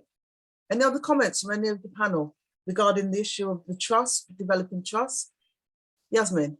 Yeah, I think that the only way you can really develop a sense of trust within the classroom or the learning environment is if, as a student, you feel like you're in a place where there is a degree of fairness and there is a degree of everyone is being treated equally, and that there is a sense of control and stability in that environment. And I think that unfortunately with a lot of schools nowadays, when you have teachers that are very overworked and class sizes that are too big and you can't have everyone kind of getting individual attention, it makes it a lot harder to kind of have an environment that is very like relaxed and kind of facilitates like a level playing field, because there is going to be times where the teacher cannot equally disperse their attention to everybody, and that is kind of when biases come in. Because I very much agree with what Anick said about the importance of being able to ask questions. And it's funny because in my own experience, asking questions was incredibly detrimental to whether I was even allowed to still be in the room. And now it's kind of an example of how biases can play a role, but then also just the teachers not having the knowledge of recognizing when they are perpetuating certain racial stereotypes and racial patterns, and not even considering the history of racism in the education system and how that disproportionately impacts certain students in the different ways it impacts different minorities. When the white kids raised their hand to ask questions all the time, it was seen as being, you know, inquisitive, and that you're engaging in the lesson and that, you know, you're trying to start a conversation. But when the Black kids did it, they were trying to cause trouble and they were being disruptive, and they should probably just go stand outside and miss most of the class. And the reactions were very different. And when you kind of start witnessing that and you start experiencing that, you then have no trust for the environment that you're in, because you start to recognize the imbalances. And so that's why I think it's very important that we can make sure that the people that are in control have that kind of awareness to be able to recognize those behaviors within themselves, and also recognize any kind of patterns in the institution, because especially nowadays, kids are very aware of these things, and they are aware of biases, and they are aware of racism. And if they feel more aware than their teachers about these issues, then you're not going to trust your teachers to be able to create a safe environment for you. Is it possible just to build on that as well? And I think just from the perspective, Helen, you mentioned also around leadership. And I always say, if you think transformation happens at senior leadership level, you need to go higher, because there's a governing board, there's a board, and there's a system behind it as well. Never think that the leadership team it just ends at the CEO or principal or whatever. It goes higher and above. And we have to think about, how do you build trust in a system that still fails people from different backgrounds and of different intersecting identities who experience intersectional inequalities? One of the things I was thinking about is integrating the Rooney Rule, for example, which is a legislation or kind of a policy that came through the NFL in the States around kind of a positive action recruitment. How do you actually implement a Rooney Rule at top management levels when the talent pool is just not diverse? We need to have an implementation plan for positive action. We need to think about the positive action cultures that can drive this. And this stems not just from schools. So my specialism is in higher education. I'm working on a book titled Anti-Racism in Higher Education, a systems change approach to all this stuff. And all of it's around, how do you embed positive action cultures that enable a meritocracy in some ways, that you place value on merit and professional skill and ability, but you positively add to ensure that those underrepresented groups have voice and are participating in the changes in those decision-making roles as well. So there's a lot of trust building to do, even in the systemic side of things, before even our communities and our students and young people can really fully engage, because there's some people in schools that will never get the chance to answer questions or ask questions in the classroom, and that's really sad. And we need to make sure they have access to those questions so they can then go on to become degree holders in the future and do amazing things. So I just think that always go higher than the leadership team. It's always higher than what you think it is. And I think that's something to consider. Thank you, and absolutely. We've got a comment from Sheza. Sheza? Yeah, just very quickly adding to what's just been said, I think I just wanted to emphasize that I think Arun, what you said about going higher is really, really important, and to think about the governors or the board, but also to be able to combine that with what Yasmin said about also, you know, making sure that the young people who this is, you know, for us ostensibly are also involved, because very often, as Yasmin said, they have a lot of knowledge, and I've certainly experienced teachers who feel nervous because they're used to being the teachers, right? They're used to having all the answers, and they don't want to be in a position, they're uncomfortable to be put in a position where actually they feel like they're kind of being left behind in some of these areas that we're talking about. And actually, instead of feeling like that, I feel like, well, why you're human? Why do you feel like you have to know all the answers? Maybe you don't know better than some of your students about what this experience is like, what it's like to be a Black student or a student from a minority ethnic background. So why not give them space? Why not try and learn from them? So it's kind of like a sort of, yes, bottom up and top down process that I think would be needed. Absolutely. And I think, again, it goes back to that question of what are we doing to encourage and empower our students to develop strategies to support their own belonging. And it may well be to encourage our students to be more vocal and to be part of that decision making, and not be felt that they're excluded from the beginning and from previous experience, which is something that Yasmin has been pointing out in terms of the student experience. Now, on that note, I think we will have to wrap up. And can I just ask if there are any other comments? And Laila, I'm going to go on to you following this, because I know that our time is tight now, isn't it? First of all, I want to thank you all so very much from the bottom of my heart. And I am so sorry that we've got so little time left, because this conversation could go on for hours and hours and hours. And I am so stimulated, like I was posting in the chat, like dum, dum, dum, dum, dum, dum, dum, because there's so many comments, and everybody's point was really interesting. To have a look at this from so many different angles is really thought-provoking. So I want to thank every single one of you for stimulating the conversation, and hopefully this conversation will carry on beyond this conference.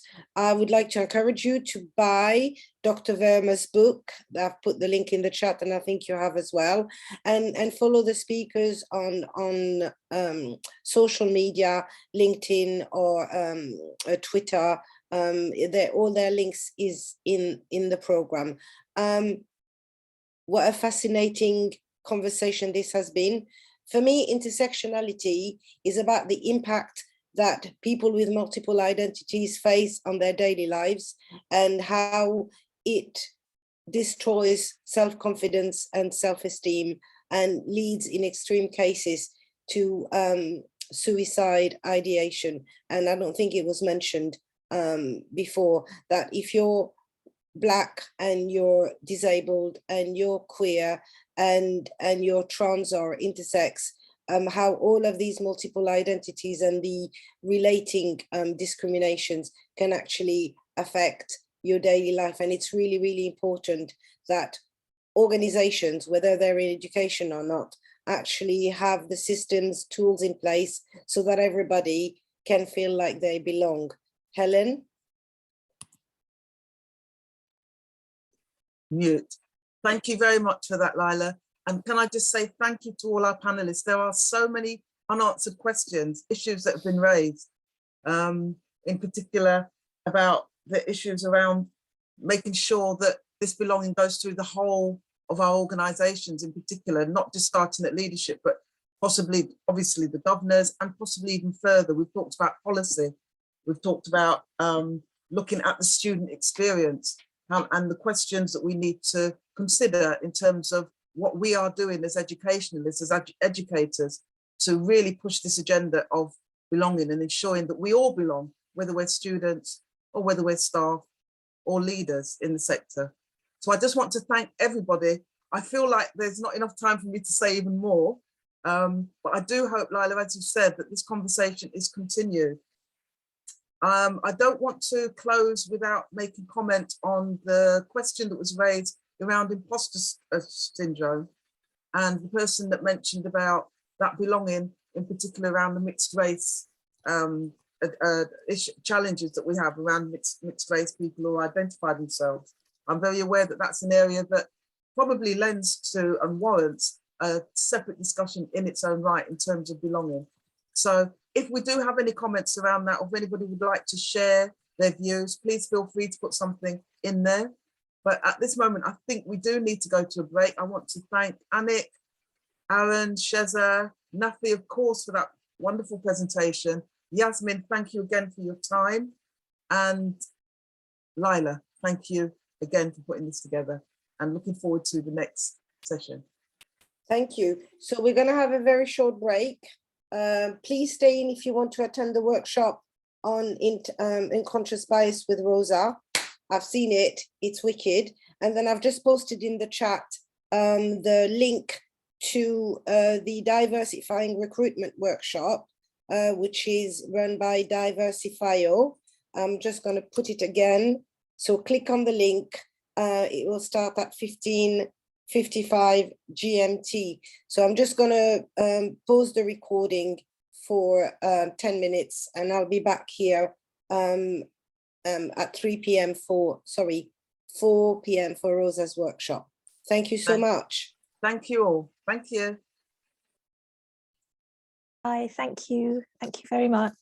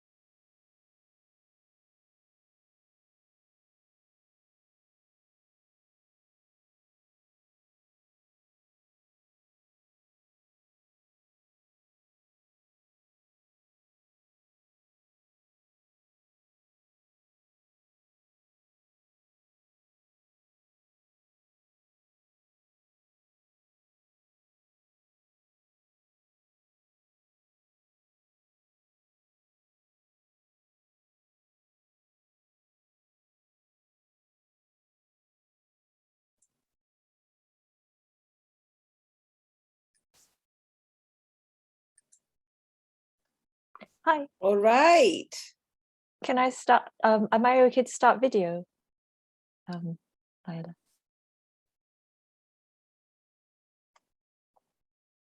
Sorry. Yeah. Start video. Yes. Oh, you have to make me host first. I think it says it's disabled. Hang on. There we go. So Rosa, would you like to introduce yourself? Absolutely, yes. Hello, everyone, and thank you so much, Laila, for this opportunity and for being here today. I am Rosa. My pronouns are she and ella, because I am from Spain. And I am a white cisgender woman with short hair, kind of brown hair, and wearing a dark green dress with a dark gray shawl, and also wearing earrings and a silver necklace. So do you want me to introduce myself and what I do before you go? Yes. So I'm gonna love you and leave you. Nafi's gonna be here in the background to help you. You've got my mobile if you need anything. Perfect. I'm gonna pop in and see the diversifying recruitment workshop, and I'll be back here for the last part of the conference. I know people are gonna enjoy because I've seen it and it's really thought-provoking. And we've got Gabriela Ramos who say, hola, buenas tardes. Okay, so I'm gonna love you and leave you. Perfect. I'm going to start then sharing my presentation, and I will do an introduction to myself there. Just let me go to my presentation to make sure. Okay. So this is the workshop that we are seeing today that I'm aiming to do very practical for all of you. And I'm going to tell you a little bit about me. I have lived in 3 different countries, in the US, in my own country, Spain, and in the UK. I have worked with people from many different backgrounds, and I have worked in marketing prior to go to education. In 2009, I started working in education in Oxford, where I live, and I work with adults in the Department of Continuing Education of the University of Oxford. And I have also worked as a teacher and as a curriculum manager in an independent sixth form college here in Oxford. Aware that not all children have the same experience, the same positive experience at the school, I decided to do something about it, and I decided to do it as an educator with training.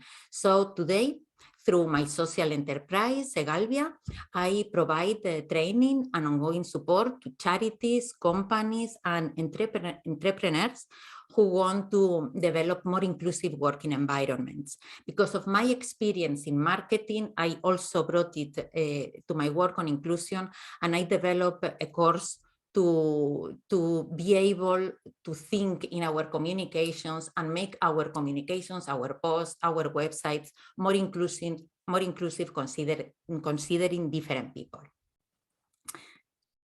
Let's go. Okay, so I'm going to ask you if you can write in the chat what is the #1 thing that you are hoping to learn from this session. And I'm going to ask you also to engage in a conversation.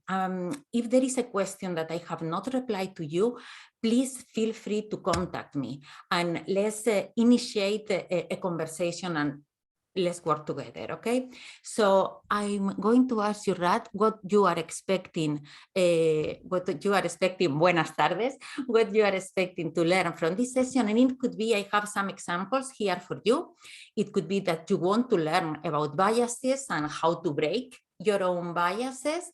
And it may be that you want to make sure, if you are a teacher, that you want to make sure that your lessons are more inclusive, that you want to break biases that can lead to racism and to discrimination, any other form of discrimination, that you would like to work in your school to build a better school, and maybe even, I am a teacher, so I know that all teachers love resources, and that you want resources, and you have come here to be able to gain resources that could help you in your daily practice.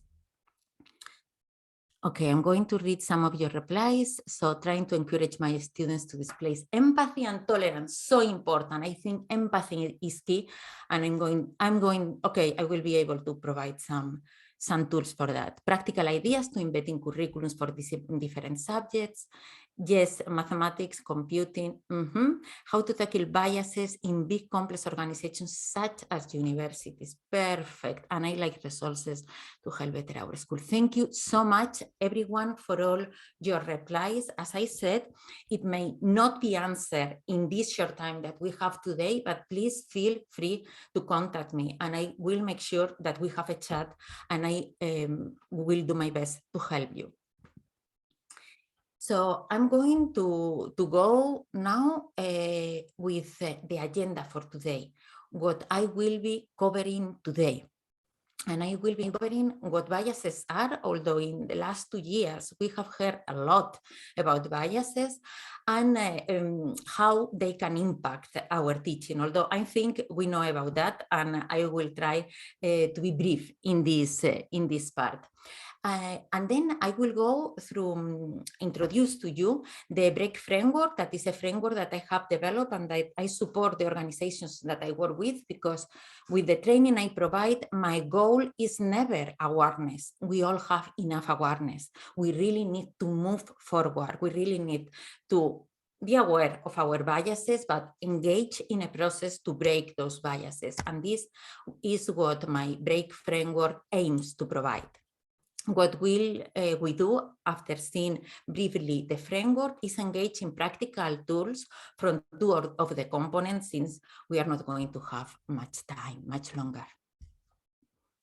Practical actions, very good. How I support volunteers for teachers to recognize and address biases in the classroom. Well, hopefully all of you leave the session with at least one practical tool that you can implement.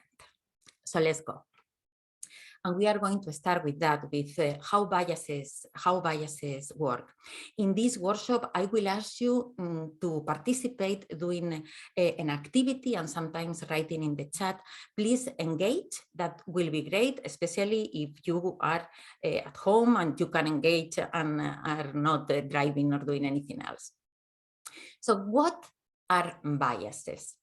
In order to understand biases, we need to understand that we process information in a very specific way. Every day, every second, we have 11 million pieces of information coming to us. And of course, we are unable to process all that information. In fact, we can only process 40 or 50 pieces of information. How do we do this then? We rely on shortcuts. So just very briefly, and to go into what we want to learn here today, we rely on shortcuts. And what does it mean? That if I go to the street and I have to cross a street, if I see a green light, I know that I can cross the street. I don't make a conscious decision. I just saw the light and I cross the street. If I am in the kitchen and I see that the burner is red, I know that I can't touch it, because if not, I will burn myself. All of that are not conscious decisions, are decisions that we take unconsciously and just through these shortcuts. However, sometimes if I pass very quickly this diapo and I tell you which line is longer, and here for people who can see, I'm showing 2 lines that are exactly the same length, but because of the convex or concave lines that they have at the end of the lines, they appear being shorter or longer. So even if all of us, if we see this by first time and we are in a rush and we are asked which line is longer, we are going to choose the second one because of the lines that are positioned in a certain way at the end of the line and give us the impression that that line is longer. So we need to take into consideration that therefore sometimes we make mistakes. But the problem is that when we make mistakes with people. So let's go now to biases. With biases, biases are the preference we have for or against a person or a certain group of people because of their belonging to a certain group. And these biases can be, this preference can be explicit or implicit. Explicit means that I am aware of them. And I would like to just give you an example. I go to see a basketball game and my daughter's is playing there, my daughter's team, and I definitely want my daughter's team to win. I am biased for her team. I do not want the best team to win. I want my daughter's team to win. Okay, so this is explicit bias because I'm very aware of them. But I have many others that are more ingrained in myself and are implicit, are kind of unconscious. I like to say implicit because I think that they cannot be unconscious anymore. Now we all know that we have unconscious biases. They are at another level. Still, they are not explicit, but they are implicit. We don't know how they work, okay? And those are the ones that we call biases. When we refer to biases, we are talking about implicit biases. And here we have a definition that I'm going to read for you by Berna Myers, an inclusion expert. And Berna Myers says that biases are the stories we make up about people before we know who they actually are. So let's go through this. I meet someone here, and because some things that I'm seeing, I see the skin color, the gender, the age, some I am inferring, but because of that, and maybe what is wearing, or if this person has tattoos, for things that I'm seeing, I create a story of this person that probably is unlikely that is the real story of that person. And that can impact my behavior. And these are biases. And these are biases, and biases come, we will see, from our background, from who we are, and from our society. So we are going to understand biases now. And in order to do that, I'm going to ask you, to the ones who are here with me, and you are not multitasking, hopefully. So engage in this activity. And what I'm going to ask you with this activity, we are going to meet 3 people, right? So for the people who can see, I'm going to describe these people. And what do you have to do? What do you have to do is just, I'm going to make you a question for the 3 of them.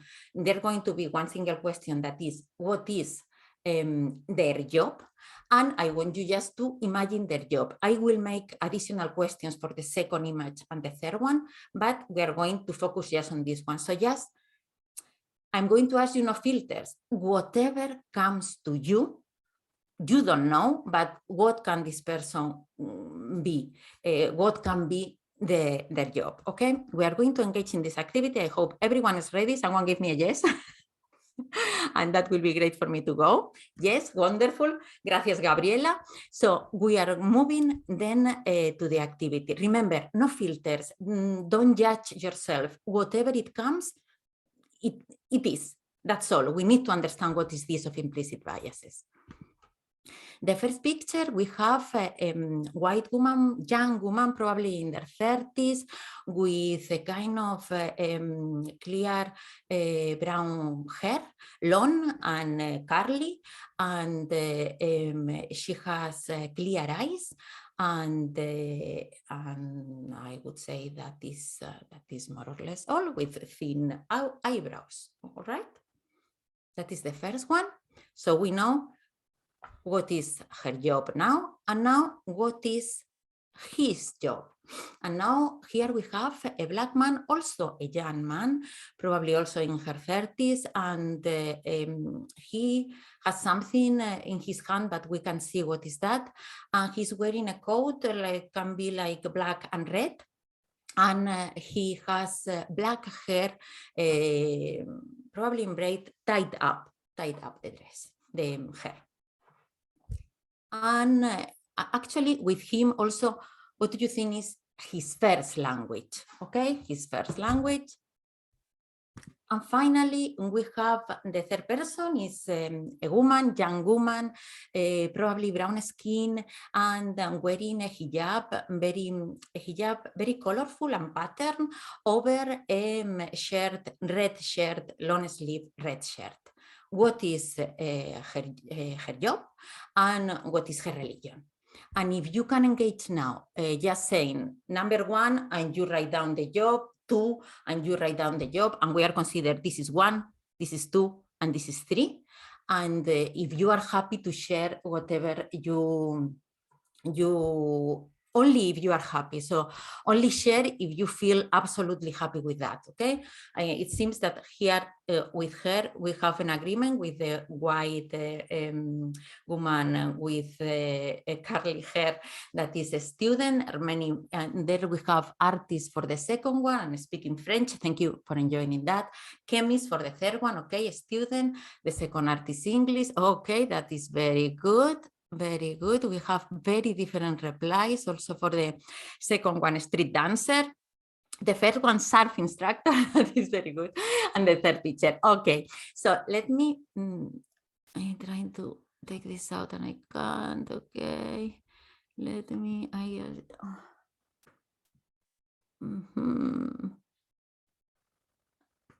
I can check now the, okay, no. Why don't you? Okay. It's because I have a lot, probably because of that. Okay, let me just stop share and go back to sharing because I was unable to be able to cross the, okay, so I back in my presentation now.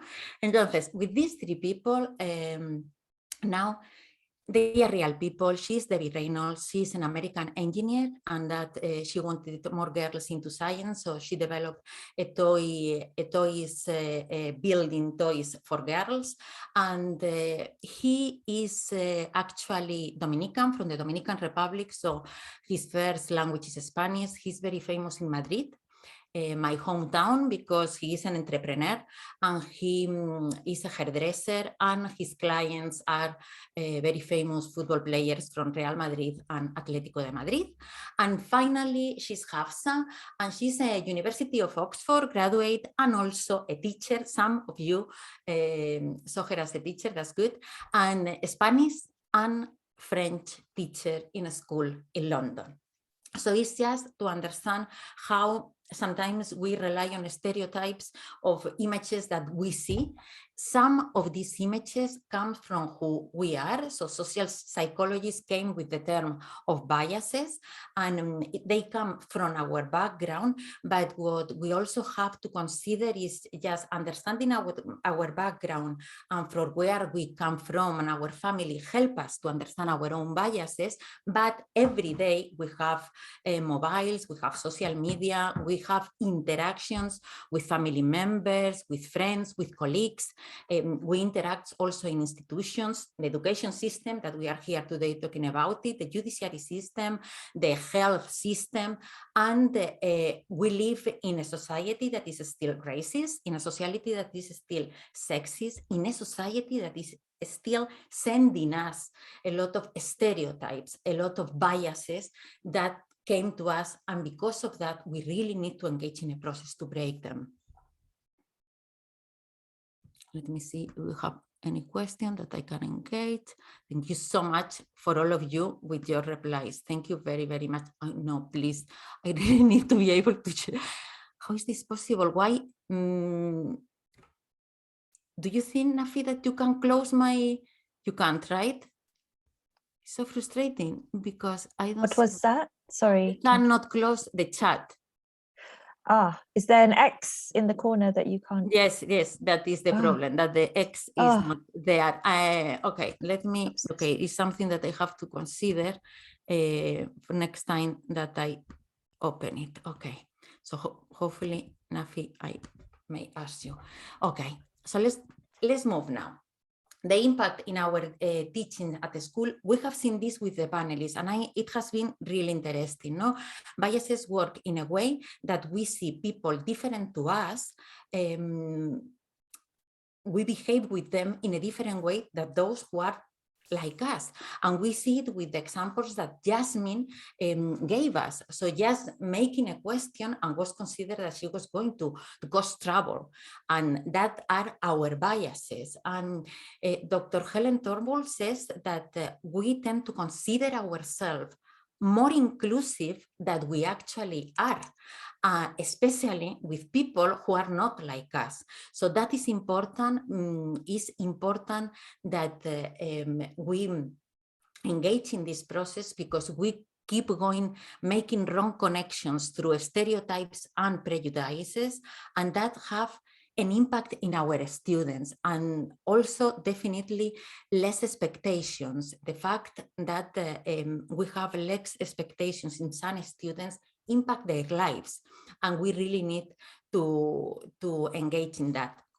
More importantly, we need to understand that when we are more understanding with some students instead than others, with those who are more similar to us, or we feel this affinity in a biased way, that is a problem, because we are being unfair with others. And we really need to engage in this process of breaking our biases for our students. Okay, I see something in the chat. I would like to go, but I'm going to go first, introducing to you the framework that I have developed to break biases in the long term, in that I work with organizations. Nafi, can you tell me if I have any question? No, it's fine. I can read your Perfect. questions as they come up. Definitely. Thank you so much. Thank you very, very much. So here is the break framework that I have developed. And the first component is called BREAK, and it's just an acronym, and just the C of connection I have written down in a phonetical way. And it's just to understand that we need to start with bias awareness, but bias awareness must be the beginning, never the goal. We need to start understanding our biases and then engaging in a process to break them. The second component is reflection, and if you are a teacher, that is familiar to you, because we know what is to be a reflective practitioner, and is considering reflection in action, reflection on action, and reflection for action, because we really need to end up in action. So reflection on action is at the end of the lesson, or at the end of the day, understanding what can we change and what can we do. Reflection in action is in the same moment, is something that I can do, and then applying all these things for the process of breaking biases, and in your teaching, making better lessons. But changing how we behave with some students can also mean that we are making better lessons. Empathy. Someone in the beginning said tools from empathy. Tools from empathy, we are going to concentrate today in bias awareness and connection, but from empathy, reading is a key thing. And listen to others. I love the quote by Stephen Covey that says, listen with the intent to understand. And if we stop 1 minute and think about this, we have to take into consideration it is really important to engage with others in a way that we are listening to them. We need to believe others' experiences. We need to focus in what the students are telling us, in what with other colleagues are telling us. We all experience the world in different ways. So we need, with empathy, we are able to do that connection. That is key for action. Sorry, I went to the, that is key for action. It is really important for action. And before, Anick, I think it was Anick that also was talking about privilege, the different privilege that we have. When we acknowledge that, and this is all other thing that we do, it is more important for us to engage in an action. And that is really key, that we understand my case, because I'm white, I can support Black females. I can support other people who are different to me.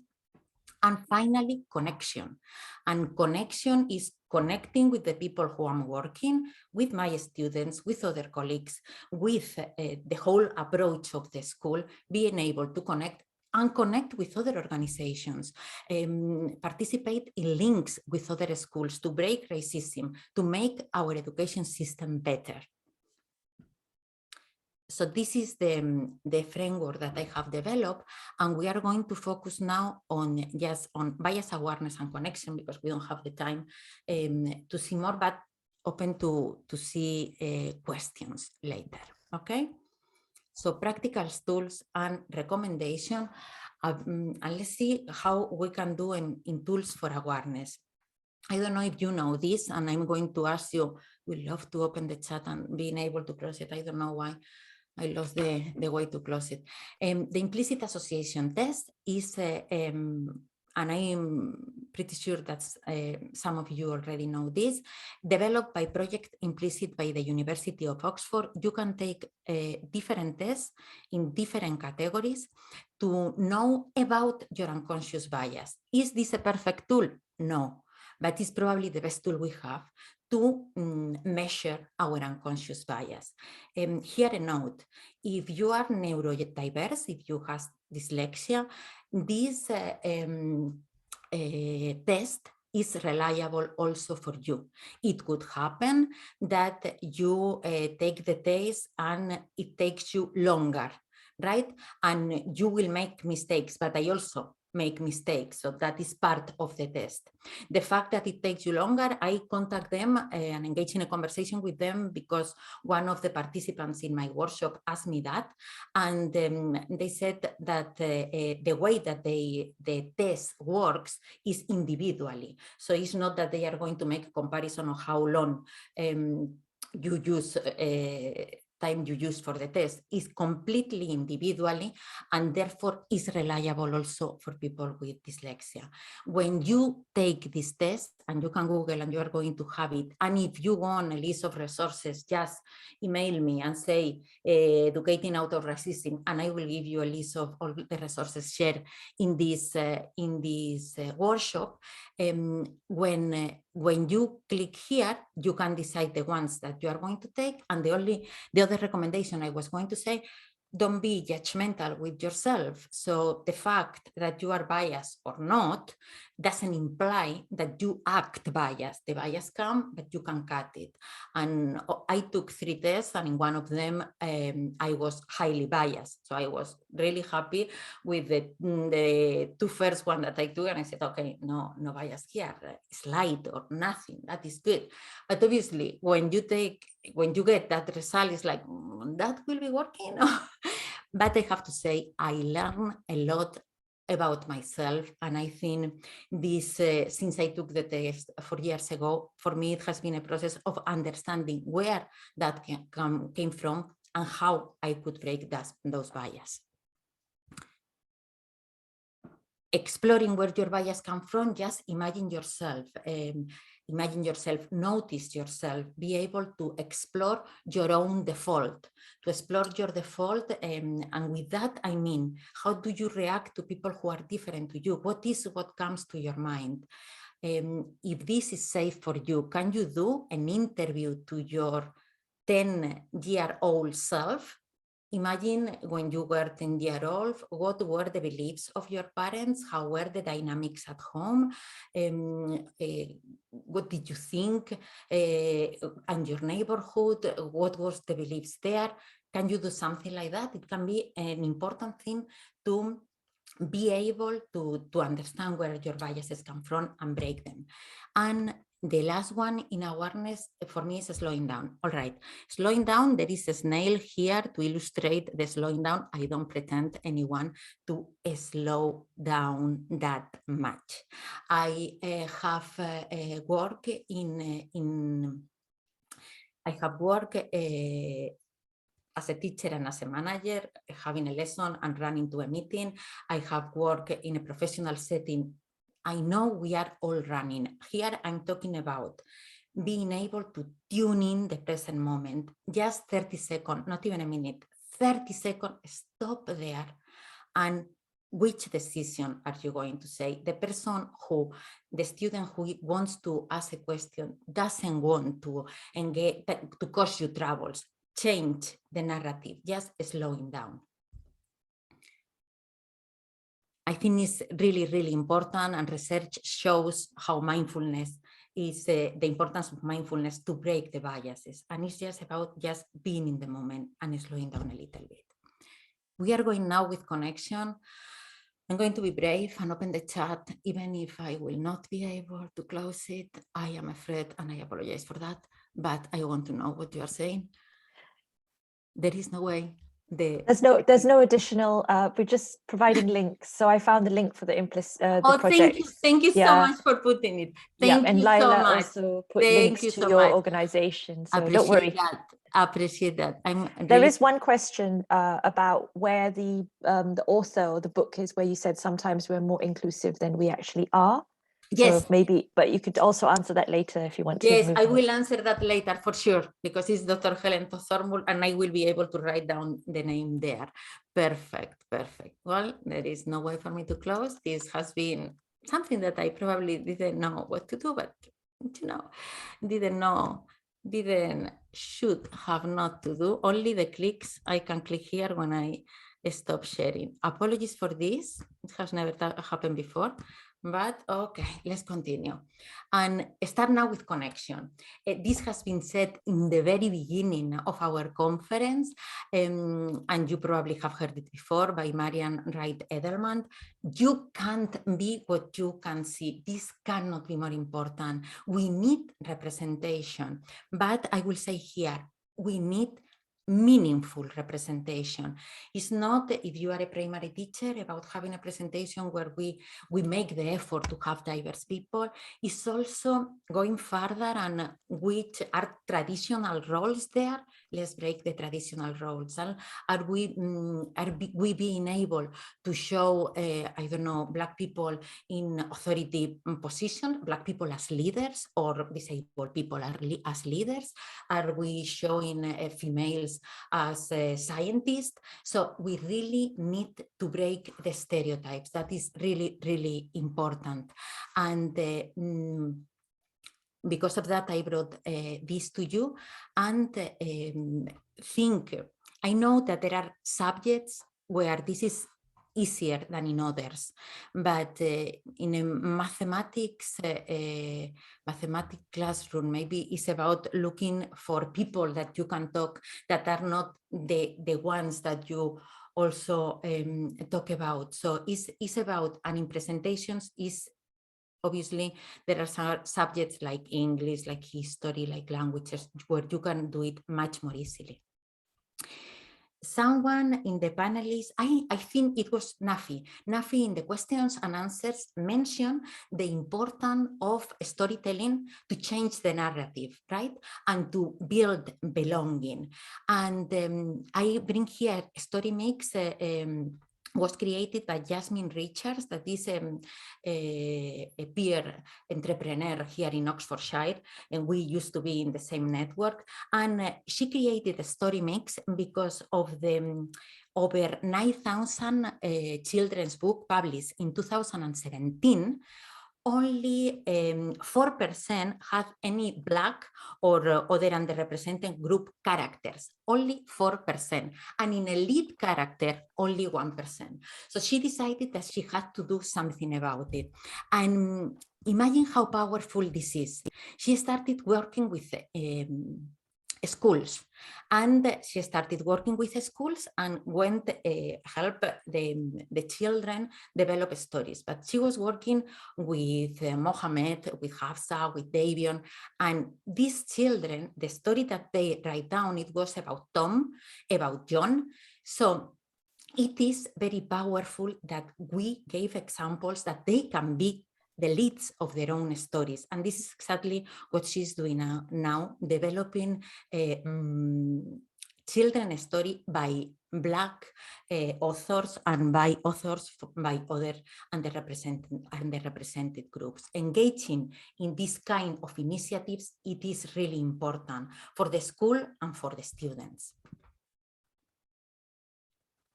Okay, let's go.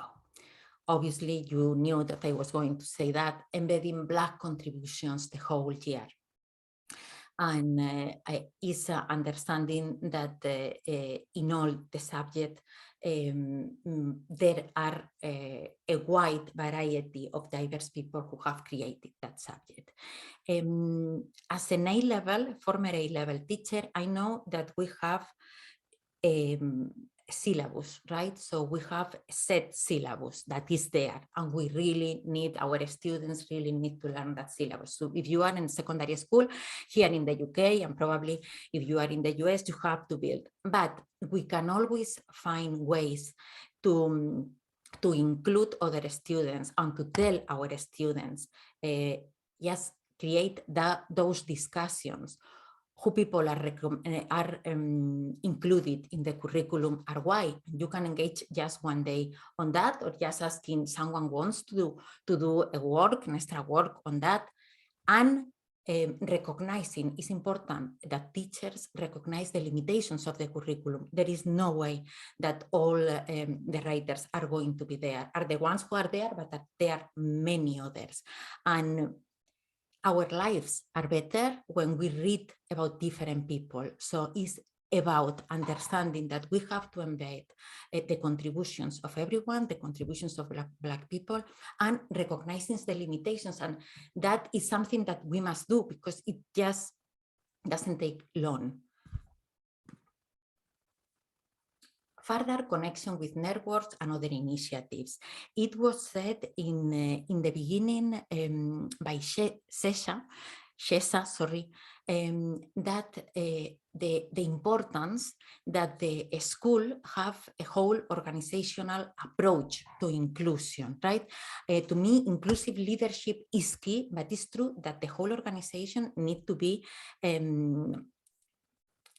there too, needs to be creating that, involved. But obviously, if we don't have inclusive leadership, and if we don't have a head teacher that care about it, governors that take about it, is also even more difficult. So we need connection within the school and listening to the students. It has been said, students have agency, students can bring ideas, so also listening to them, and then connecting with others, connecting with local, regional, and national networks. That is really important, because we can be better and we can have more ideas working with others. So I'm going to bring you here just some initiatives, but you probably have at a regional level, you have networks that you can contact. Here in Oxfordshire, they are doing a really good work on anti-racist education, really, really good work. So it's probably that you have. At the national level, Black Leaders is a social enterprise led by Black people and for Black people. And this social enterprise wants to change the narrative. And I have the privilege to be a volunteer in the team of inclusive education. So we are developing a toolkit with resources for teachers, because we believe that the education must be inclusive and everyone must be represented, and everyone needs to be able to belong. Then you have other organizations such as BAME Educators, where you will also find resources. So important for us as teachers.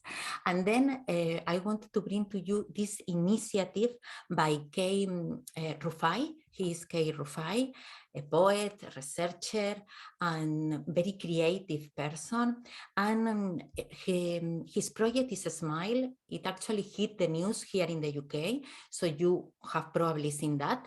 And Smile is an acronym that responds to Send Me Inspiring, Loving Energy. And as you can see, is portraits of Black boys smiling. The project was started at a time where Black boys were very linked with crime. There was a criminalization of them, and Kay wanted to break that. So I started to work in London with 30 students who were particularly disengaged as considered by their teachers and head teacher.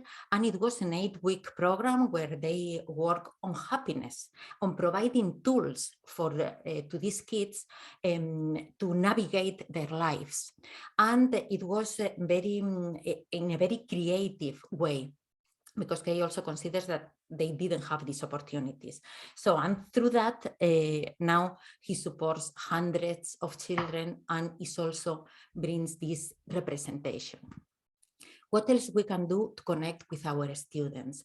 Race Equality Matters have developed this application to be able to tell your name, and maybe we don't realize, but being able to say the name correctly of our students is also really important. So you can go and to that applications that says my name is, you write down your name as is written, and then you will receive the name written phonetically for others to read it. So for those who can see, I write down my name, Rosa, that is R-O-S-A, and the application converts that in R-H-O-S-A-H to be able to tell people how is my name. You can also listen to the name, and you can choose the accent that you want or the language that you want, Italian, Spanish. I choose Spanish. So if you write to my name, you will, if you click in my name, you will listen also in Spanish. So what else? These are tools to connect with our students. And I think more important, and that is from empathy, is listening to them and recognizing that we make mistakes. I think it's important to recognize that, because in the end, we are sending messages to our students with how we do things. So if we receive feedback from our students, and it can be a criticism, and remember, I have my goddaughter that realized in a part of a curriculum that the teacher have a lot of being able to design the curriculum. It was about inspiring people, inspiring writers, inspiring entrepreneurs to discuss a bit society, contemporary society. And at the end, almost at the end of the course, this girl realizes that there are no female in the whole course. They didn't study the female, all were male and mainly white. And she decided to approach the teacher. Obviously, teachers could have a position of authority that is sometimes intimidating. And she was very worried about what the teacher could say. And she was really scared, but I told her, you really have to talk to him, go and talk to him. And this teacher told her, listen, I am realizing now that I have a gender bias. So I appreciate that you tell me that. You have any book that I can read? And that was something very encouraging for my daughter, to be able to say, okay, I can speak here, I can bring here different things. So I think this is very important. Laila was mentioning before, being intentional. We really have to be intentional to avoid biases. If in our daily work, we really need to look for tools that help us to do that. And if we know that we have an exam paper that we have to mark, and that was in conversation with Laila, that she told me, if I know it's going to be more difficult because they write it in a difficult way to understand, I gave them more time. Well, it's about looking for ways that we don't let our biases to interfere with our students, and if we are able to develop more inclusive learning environments where every child feels that they can make a question, and that a question is just an opportunity to learn.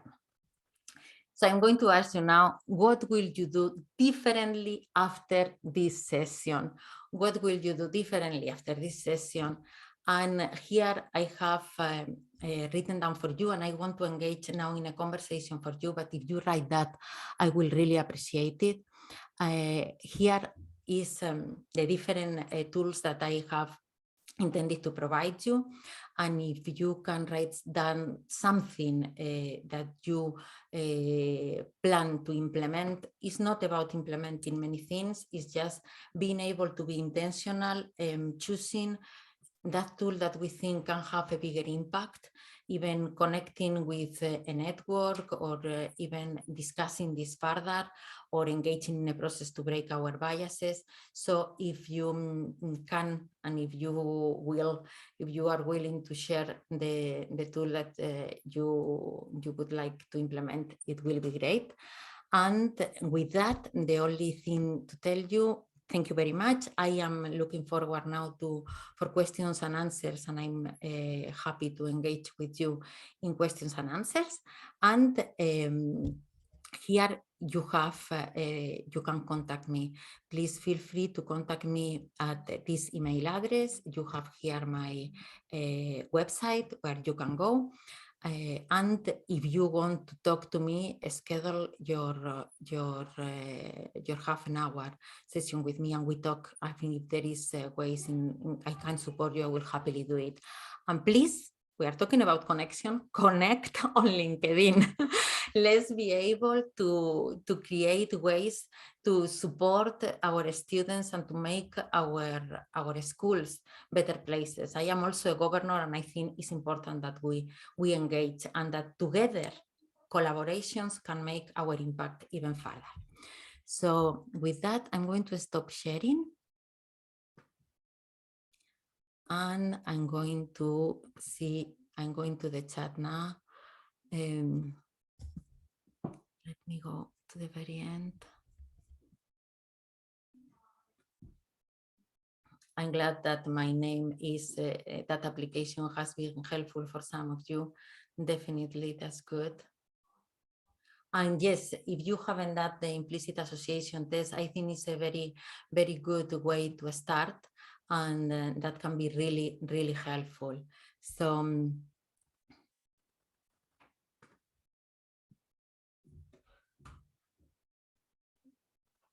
yes, more diverse and meaningful representation throughout our teaching faculty. Yes, and that is a lot of things that HR can do about it, since changing the channels and where they are. So there are many, many things that can be done. I'm glad that it has been interesting. And slow down, yes, I always share a slow down, and it's true that there are people who always find it helpful, and to me it is really helpful, because it's even when you are going to make a decision, when you just slowing down gives you the possibility to explore that default, how you react to others. And I think it is tremendously important. Being in the moment, Luis, absolutely, Luis, I think being in the moment is also key. And slow down, exactly. Slow down can help not only in teaching, right? In our daily life, in our families, I love the way, listen with the intent to understand. I'm going to write to you. Okay, listen with the intent to understand is by Stephen Covey. So I wrote it down there for Anick. It is now written for everyone. Listen with the intent to understand is key. For me, it's key, and it's one of the tools of empathy, being able to believe others. And there are many other things that we can say. Okay, I think I'm not missing any question here. Thought-provoking stuff. I'm glad. Very good. I'm really happy. And Nafi, I'm very happy with your work on belonging. I plan to contact you and have a good conversation with you because I really think it's very, very important, and it has been very enlightening listening to you before too.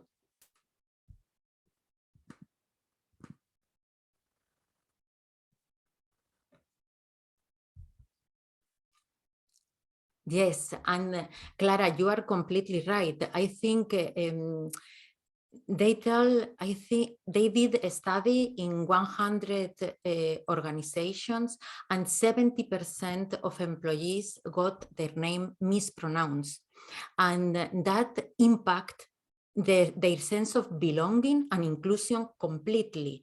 And now they have found that this application, 94% of people found it useful. So I believe that is a good application to be able to say the name of our students properly. And I think that is really, really important. I'm glad it has been useful. Thank you. Thank you so much for everyone to come. Thank you so much to everyone who is watching the recording, because you are also using your time committing with this conference. And I think that is really, really important. So thank you to the ones who came here today, and thank you to the ones who have been watching us in the recording. And thank you so much, Laila, again. That's great. Sure. Did you do, sorry, I was in between the two workshops. Did you do the activity where you have to write the name of your best friend? No, I didn't, because I didn't know if I have time, but we can do it now. Yeah, we can do it now. I really love this activity, Rosa. Perfect. Do you want to, yeah, this is really mind-blowing. Go ahead. I'm very happy. So now we're going to do one activity, and I have it prepared as an extra, so that is not a problem at all. Let me go here. And this is the activity that we are going to do. I'm going to ask you, the activity is called The People We Trust. What I need from you is that you have some paper and a pen, okay? And I'm going to ask you to write the name of 4 or 5 people who you trust, and they cannot be members of your family. I need you to write 4 or 5 people that you trust, and they cannot be members of your family. So you will share with them something positive, but also feel you can rely on them. If you struggle with 5 names, just 4 names. The only thing that you have to do is write in that list, okay? Please give me a yes when you are ready, but we'll 1 or 2 minutes. We have time. No worries. Okay, Luis is ready little by little. So even if you are not ready, I'm going to start saying what we are going to do, but you don't have to do anything yet, okay? So what we are going to do is that I'm going to name certain dimensions, and I will give you an example so you will be able to do that. I will give you certain dimensions, and what you have to do is, if you share that dimension with the person in your list, just do a click. So here, the first person in my list is Hannah. If I say gender, this is the first dimension I'm going to say. I say gender, I tick Hannah because we both share the same gender, okay? So I'm going to say different dimensions now to you. We are ready now. I'm counting that we are ready. If you have 4 people, it's absolutely fine, okay? So you have guessed it. The first dimension is gender. Obviously, Hannah has my tick. Tom has no tick with me, okay? So gender. Nationality. So people have to tick if they have the same as you. Exactly. If you share the same nationality with the person in your list, you tick. Thank you very much. And then first language.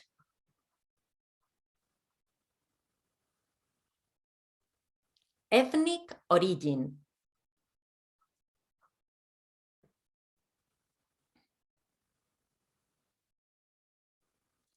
Ability.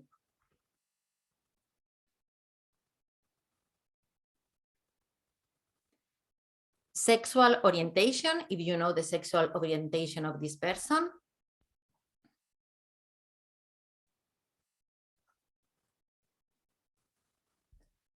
Socioeconomic background, similar socioeconomic background.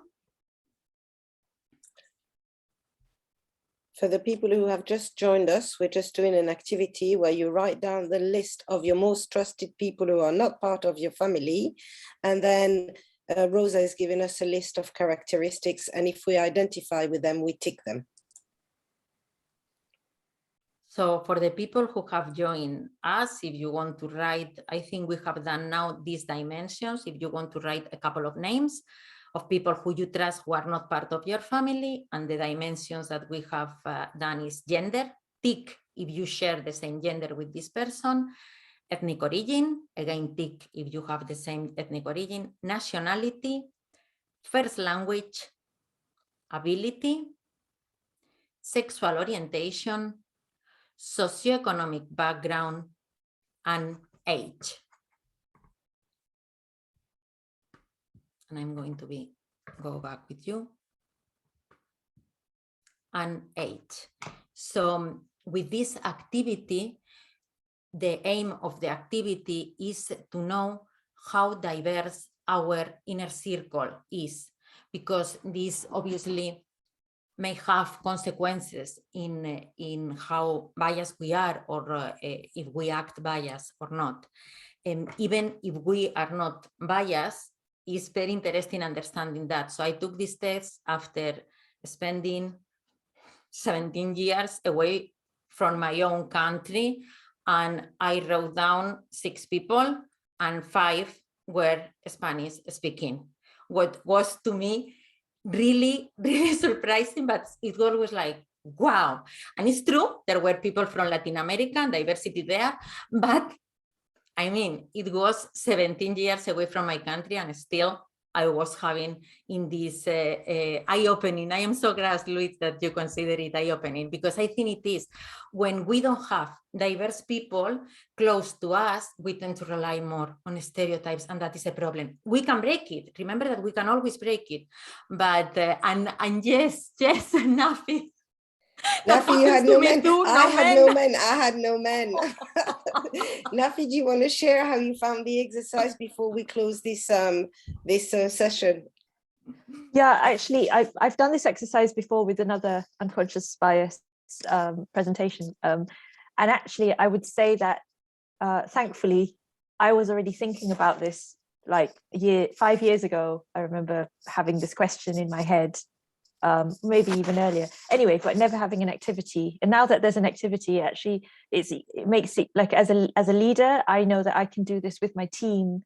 Yes. But I think the important thing is really to say it's not about making you feel bad. It isn't. It's really just about starting to question, who's missing? What perspectives am I not getting? And how am I going to gain those perspectives? Not by just going out and saying, hey, I need someone like you in my group. Tell me what you think. No, but really thinking like, which teachers am I having conversations with that maybe, and which aren't, people that I'm not in the team maybe, or even like if I'm visiting, if I'm taking my kids to school, not that I have kids, but, if I was to be a parent taking kids to school, are there parents there that I want to talk to more, because actually I don't know what their experiences are. I want to learn about them, their life experiences. So anyway, yeah, I think it's not about kind of feeling bad, but it's about, what can I do to engage more, listen to others more. Thank you. Thank you so much. What a fantastic activity. And thank you so much for sharing your knowledge. Obviously, there's more to your technique. And I'm just going to put the link to your organizations in the chat, Rosa. So if people want to contact you, they are very, very welcome.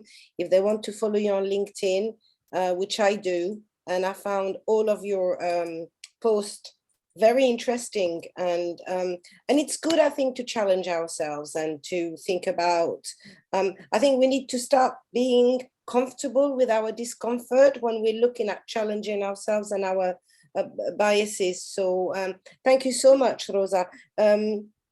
This is, I'm just looking at the chats a lot of really positive comments about your workshop. So thank you so very, very much, Rosa. Very, very welcome. It has been my pleasure. Really, thank you so much for being here today, Laila.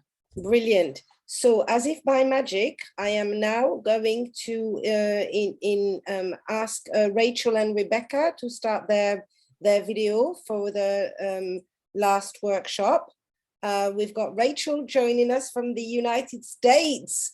Thank you so very much. I'm really, really super happy to have you with us today. And Rebecca from the London Metropolitan Archives. Now, the work that the London Metropolitan Archive has done is phenomenal in terms of race and ethnicity inclusion, LGBT inclusion. And I think it's important to think outside the box when we work in education and look at how we can engage with history and other organizations to support this inclusion work. So, Rebecca, over to you. My voice. Hopefully everyone can hear me. I'm just going to share my screen. Would you like to introduce yourself and describe yourself? For help. Hello everyone, I'm Rebecca Adams. I am a Black woman. I've got brown hair and I'm currently wearing glasses. And I work at the London Metropolitan Archives as one of their archivists there. I've been working there for around three years now. And I was working on the Molly Hunt project, which I will talk a bit about in my presentation. So I'm just going to share screen. Right. Okay, so today I will be talking about working with Black archives as a tool for education and anti-racism. So what are archives and why are they significant? So the picture here is of the logo of the London Metropolitan Archives. London is in black, Metropolitan is in red, and Archives is in black. So when it comes to archives, we have to think about how important they are for history and as well as for society. So archives are contemporary records of individuals or organizations, and they can be in a wide range of formats, which include written, photographic, digital, and analog. When it comes to the London Metropolitan Archives, it is the principal archive of the City of London and the Greater London area. The collection goes as far back as 1067 up to the present day. And within the London Metropolitan Archives, they have books, maps, photographs, documents, and videos. And the London Metropolitan Archives is for everyone in London, every background, every nationality and ethnicity. It's all at the London Metropolitan Archives, which is in Farringdon.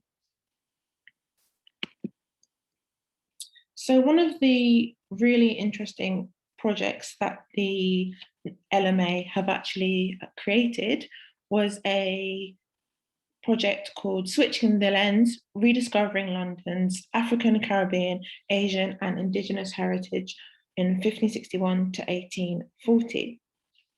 So, 1840. So the project was actually originally in the 2000s in collaboration with the British Library, and it was originally entitled Black and Asian Londoners.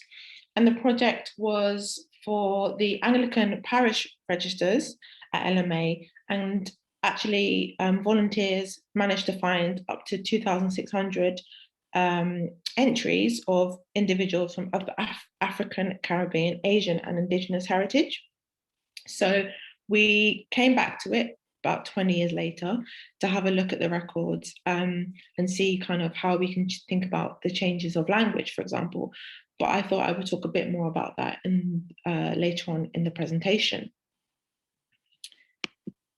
So I am the archivist of the Molly Hunt collection. Here's a photograph of Molly. It's a portrait in black and white of Molly taken in her early 20s in Guyana. Molly was born in 1932 and she sadly passed away in 2015. However, my role as an archivist was to work with her records and gain a better understanding of Molly as an individual and as a Black woman, as she made huge contributions to the African Caribbean communities in London. She was primarily an educational psychologist. She was born in Guyana, as I said before. She was the youngest of 4 children. She became a teacher in the 1950s and eventually decided to move to the UK in 1961 to further her higher education. So here's another image of Molly in her later years. It's a professional photograph where Molly is sitting down with on the red chair at the blue backdrop, and it was taken in the 1990s when she was in her 70s. So when thinking about who Molly Hunt actually was, after moving to the UK in 1961, she was a teacher and she taught mainly in special schools. She decided that she wanted to become an education psychologist, which she became in the 1970s. But prior to that, she was actually a part of a number of higher educational institutions, such as Institute of Education and Birkbeck College, where she studied psychology. She also set up several key organisations for the Caribbean community in the UK. And these organisations included the Caribbean Parents Group in 1975, the Caribbean Parents Group Credit Union in 1990, Westfield Academy in 1988, and the PEV Consultancy in 1989. There is here we talk more about the collection.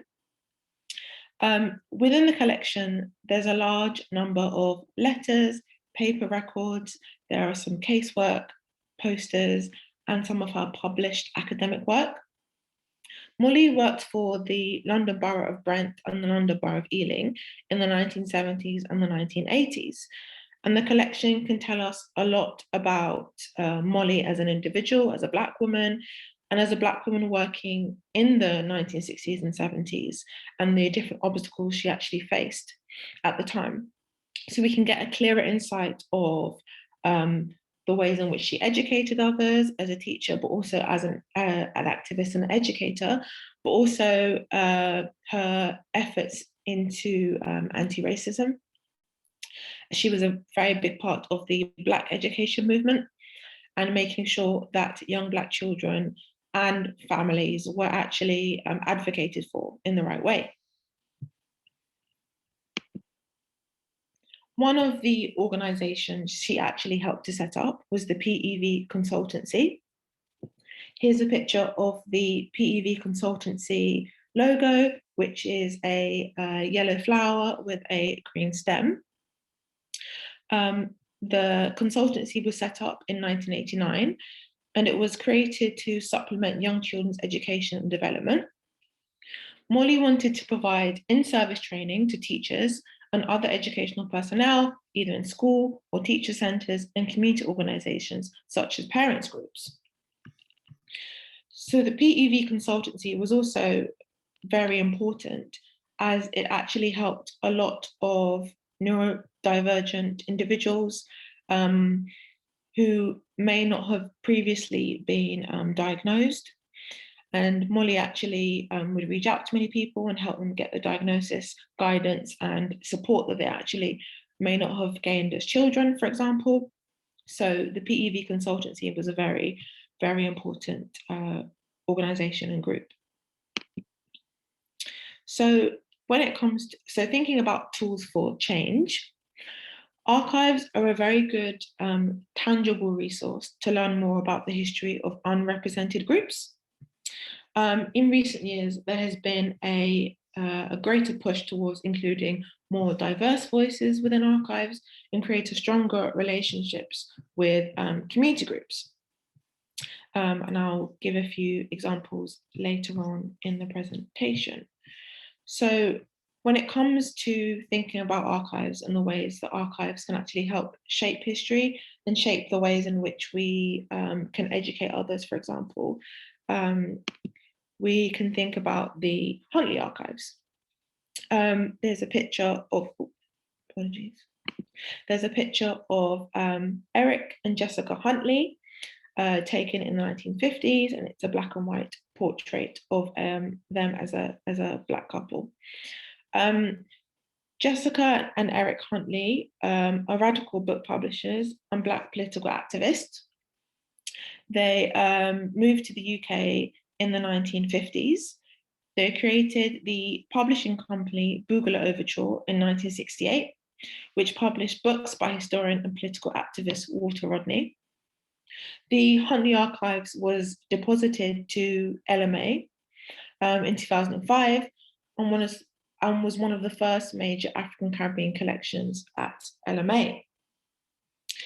The Huntley Archive really helped open up the LMA to more deposits from different community groups. But also the Huntley Archive was also a really good way of showing the collaboration between archival institutions and community groups and the ways in which it can help community groups retain their autonomy. So, for example, when it comes to the Huntley Archive, and within the Huntley Archive, there are a collection of personal letters, there are pamphlets, there are books, there are cassette tapes, and it really showed the couple's resistance against oppression, fascism, and racism.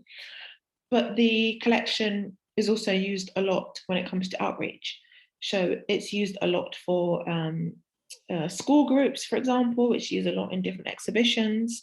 And this can be seen in the Huntley Conference, which was set up in 2006 as a way to celebrate the Huntley Archives. And it's actually become a really good community and space where a lot of different individuals can come together and learn more about the Black community in the UK in the 60s and 70s and the work that was actually done by many different activists. And collaborations between activists of the past and activists of the present. Another organisation which came out of the collaboration between LMA and the Huntleys is the Friends of Huntley Archives at LMA. Here's a picture of the logo, which is the Friends of Huntley Archives at LMA in black on an orange background. The Huntley Archive really gives and continues to give the wider archival institutions the opportunity to have greater dialogue.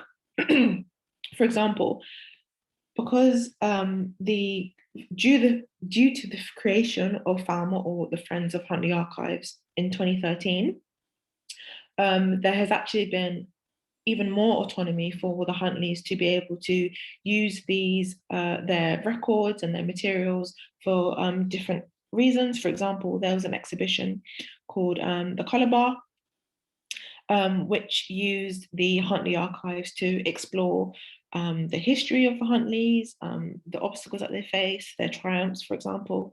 But also, the Huntley Archives is a good example of the positive collaborations between underrepresented groups who had previously been excluded from mainstream institutions.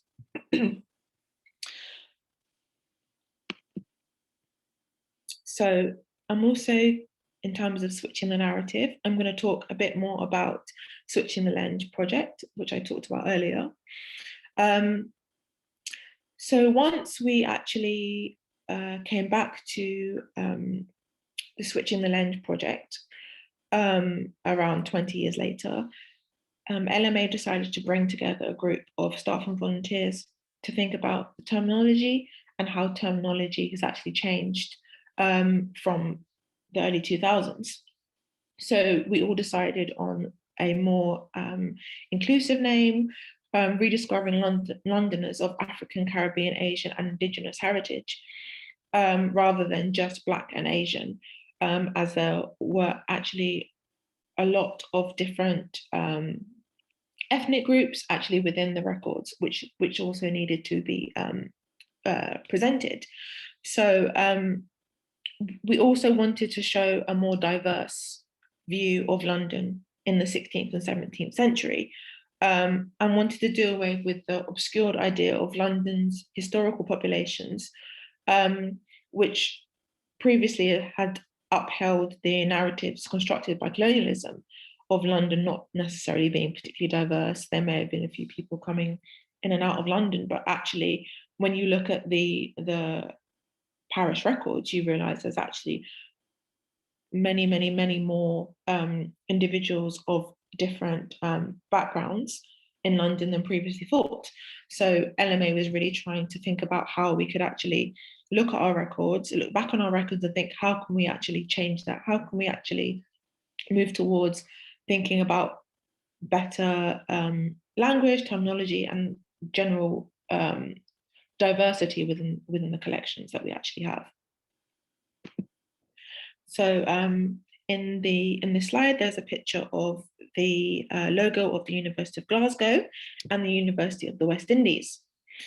So when it comes to thinking about decolonizing within institutions, this isn't necessarily an example of decolonizing archives, but I think it's a good example of decolonizing general institutions and actually having uncomfortable conversations and actually trying to rectify that.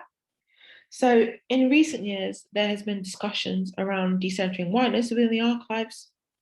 Archivists have had to reconcile the roles they play in how archival material is chosen and described. But also many institutions are recognizing their colonial histories and effects and unpacking these histories with regards to their records.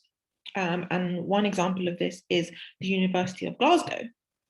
So recently in 2019, the University of Glasgow signed a memorandum of understanding with the University of West Indies, which was part of an historical slavery initiative, which through a report in 2016, Slavery, Abolition and the University of Glasgow, detailed how the university had benefited from the profits of historical slavery. Therefore, the Memorandum of Understanding was a partnership with the University of West Indies and the University of Glasgow to establish a Glasgow Caribbean Centre for the development of research. And also the university raising and spending £20 million as part of a programme of reparative justice and other future initiatives.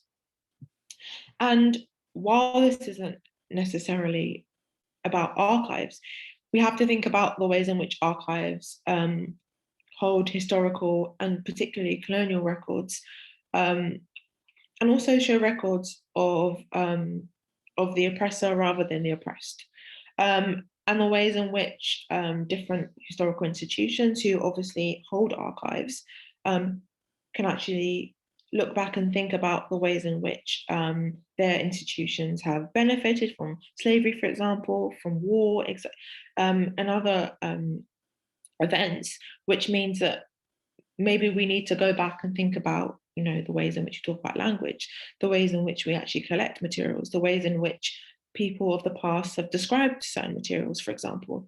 So it's always important to think about how that actually works. So just, let me go back a bit too far. Oh, sorry. Yeah.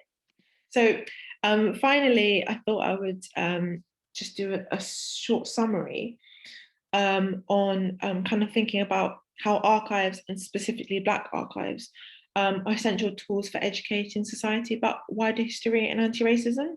So the ways in which, for example, the Huntley archives can be used as school resources, as the ways in which anti-racism was portrayed in the past and how it's portrayed today, the ways in which activists can actually come together through archive records and through conferences and through the documents that are kept, and actually be able to understand the ways of individuals of the past and the ways in which that can actually help change the future.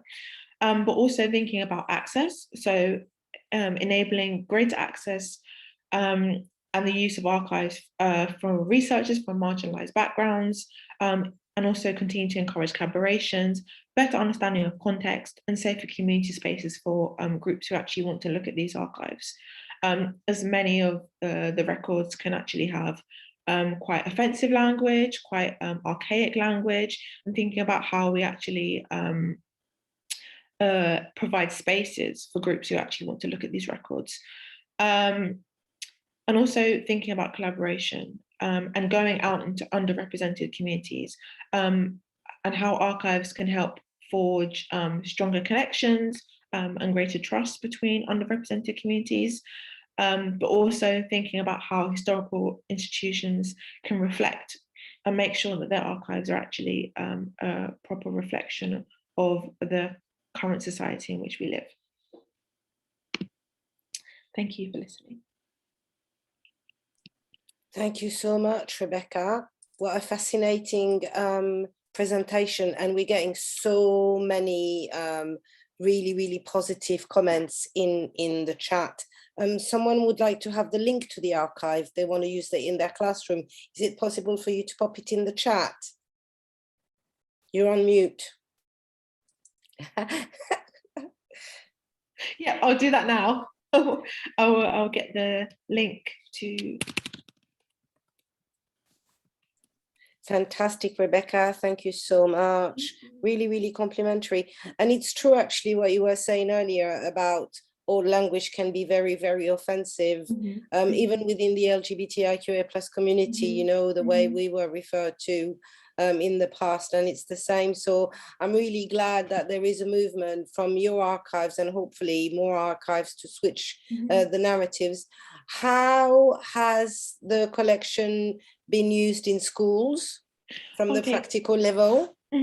So for example, the Huntley archive has been used in different kind of teaching packs, for example, to kind of teach young people about what Huntley's did previously, the work they've done with different activists in the 60s and 70s. The Molly Hunt collection was also used in a Culture Mile initiative that I actually helped with, and where another teaching pack was created specifically for Black History Month. Where, it was created to kind of learn more about Molly and kind of African Caribbean community and kind of the work they've actually done, which is also, and generally a lot of the material is used for exhibitions and for conferences, so you've probably seen the material. Thank you. Some people want to know how to contact you, and some people want to know how to organize a visit. Oh yes, okay, so yeah, I've put the London Metropolitan Archives link. There's also a link to the, because I know you've got a learning department at the LMA, and you do quite a lot of work. So I've got teachers right now who want to join, who want to bring their classes. So if you could give them the link, that'd be really helpful. I'll do that right now. And please thank Amy and everyone who's helped you put this presentation together. And the work that you do is really, really crucial. I couldn't be more grateful. I think these type of initiatives really help foster a greater sense of belonging. If you look at the narratives around refugees at the moment, you know, it's still not over, sadly. So final concluding comments before I invite Rachel to come and join us. Just thank you for having me today. And if anyone wants to contact me or anything, I'm going to put the link, the email to the learning and engagement team. I'm also going to put my own email through, and also the email of the London Metropolitan Archives catalogue that you can actually have a look at. Brilliant. And I'm going to save this so that it can be sent to the delegates who were not able to make it, because we're going to send everyone the recording. Thank you so much, Rebecca. Thank you. Thank you, and have a great weekend. Thank you very much. Thank you. Rachel. Hello, hello, hello. Good afternoon. Good afternoon. It's morning for you, is it? Yes, in the States? it Good is morning. still. Thank you so much for joining us from America. Would you like to introduce yourself and describe yourself and tell us about the social justice toolkit? Yep.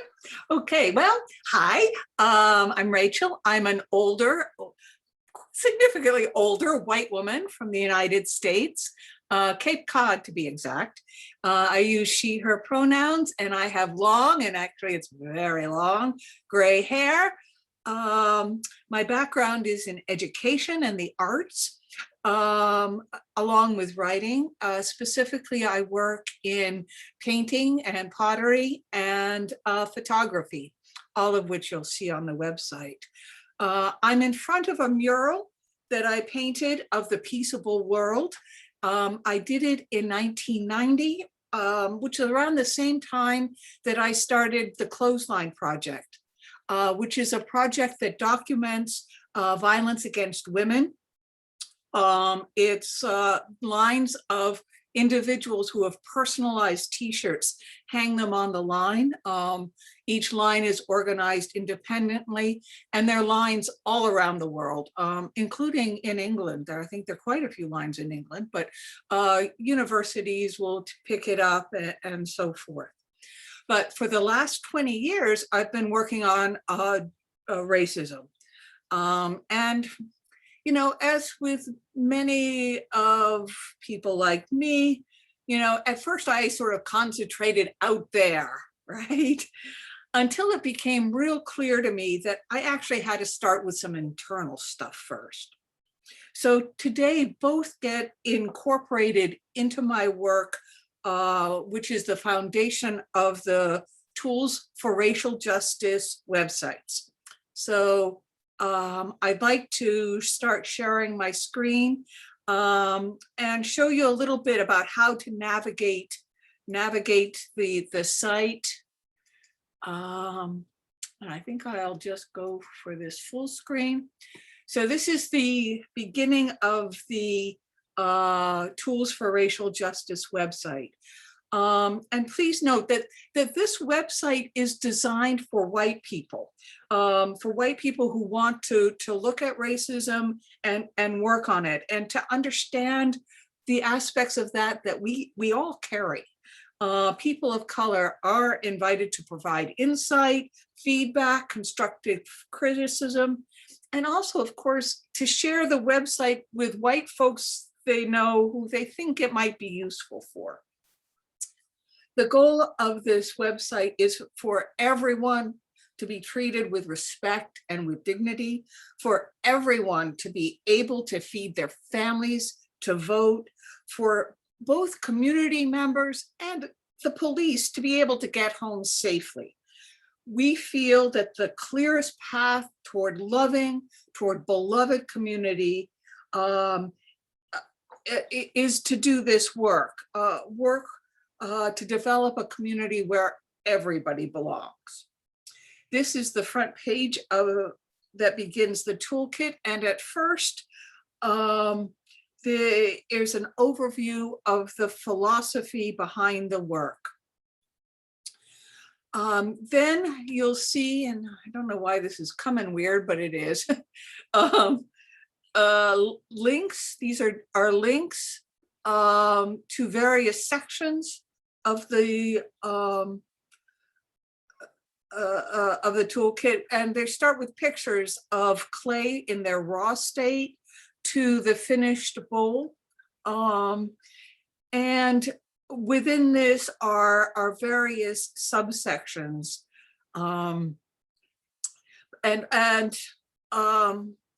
then on the front page we talk a little bit about the work and the different steps that allies can take as we walk into this arena. Now, I am aware that some of this site's analysis and thinking and resources will only maybe be relevant to some of the people in the US. But for white people elsewhere, though, I urge people to be careful about using this as a reason to immediately dismiss things, as there are so many ways that we can dodge our responsibility to do this work. There are so many ways that are used, excuse me, to keep white privilege and supremacy in place. And a current experience that I recently had, it was about 6 months ago, when a group that I'm involved with had traditional disagreements about putting up a Black Lives Matter sign. That is not unusual here. However, they did agree to read short, and they had to be really short, emails about why I thought this was important. And this led to creating a very useful part of this website, the study guides. You can access these in various ways along the site, but perhaps the easiest is with this blue stripe. And there are many ways that the opposition to learning about racism is framed. And I'm sure people have heard many of these. They're, the ones like there's only one race, the human race, or I don't see color, or no one here owns slaves, etc. So what follows this guide is units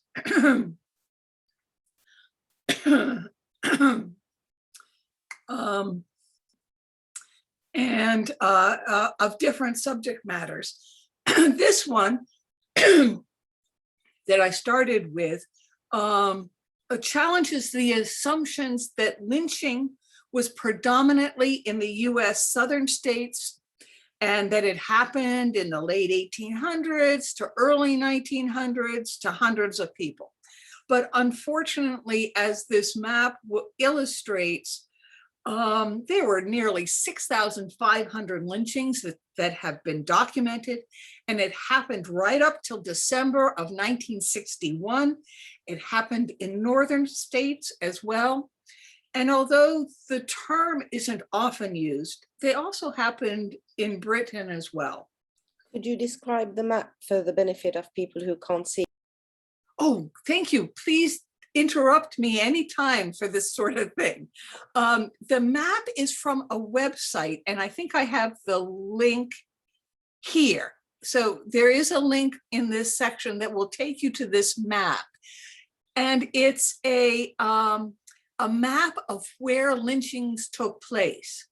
So the bigger the dot, the more lynchings took place. So you can see that the red dot in Detroit is fairly large, as is Chicago, which meant that there were quite a few lynchings that took place in those areas. When you go to the website that produced this map, you can click on these and see, who was killed, how they were killed. You can see they happened in New York and Pennsylvania, New Jersey. Nobody is immune from this, and that's one of the things that I'm trying to share. As I mentioned, the toolkit is structured into 4 main sections. Each section has 4 topics. The definitions, facts, maps is in the beginnings, how we can start, understanding our assessment tools, history, appropriation, white privilege, supremacy. Acting are things that we can do, ideas for public displays, ideas for performance or workshop or other resources.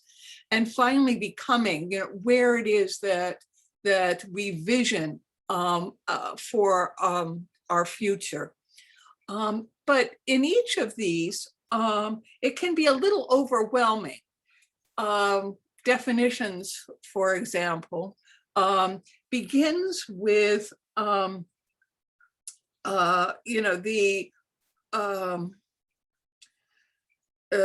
overall description of why this is important. And then there's a series of different posts that will describe this particular topic. As I said, it can be a little overwhelming. And so that's where the second study guide comes in, the step-by-step guide. As sort of, it maps some of the more useful resources. For example, if you click on the appropriation link, it takes you to that page. And again, it starts by describing cultural appropriation and macro and microaggression as actually thinking about it as two sides of the same sort of crazy coin that is ultimately a form of gaslighting. But if you go, I don't have a back button. Okay, we'll go this way. We've tried to make navigation easy, but it sometimes isn't as easy as I hope it is. There we go. There we go.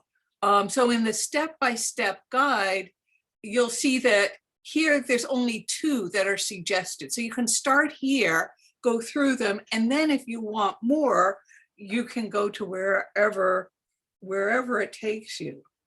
The step-by-step guide ends with step 5, which brings you to a different study guide around the journey of healing.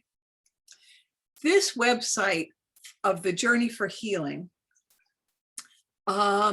deals with indigenous issues from the law around European, including English colonization, to the doctrine of discovery, and then moves into other areas right up to the idea of land acknowledgements and truth and reconciliation process.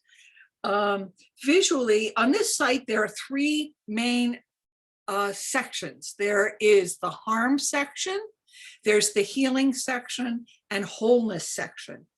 Graphically, the harm section is made up of the imagery for the harm section is frozen things, you know, frozen landscapes, and particularly frozen water.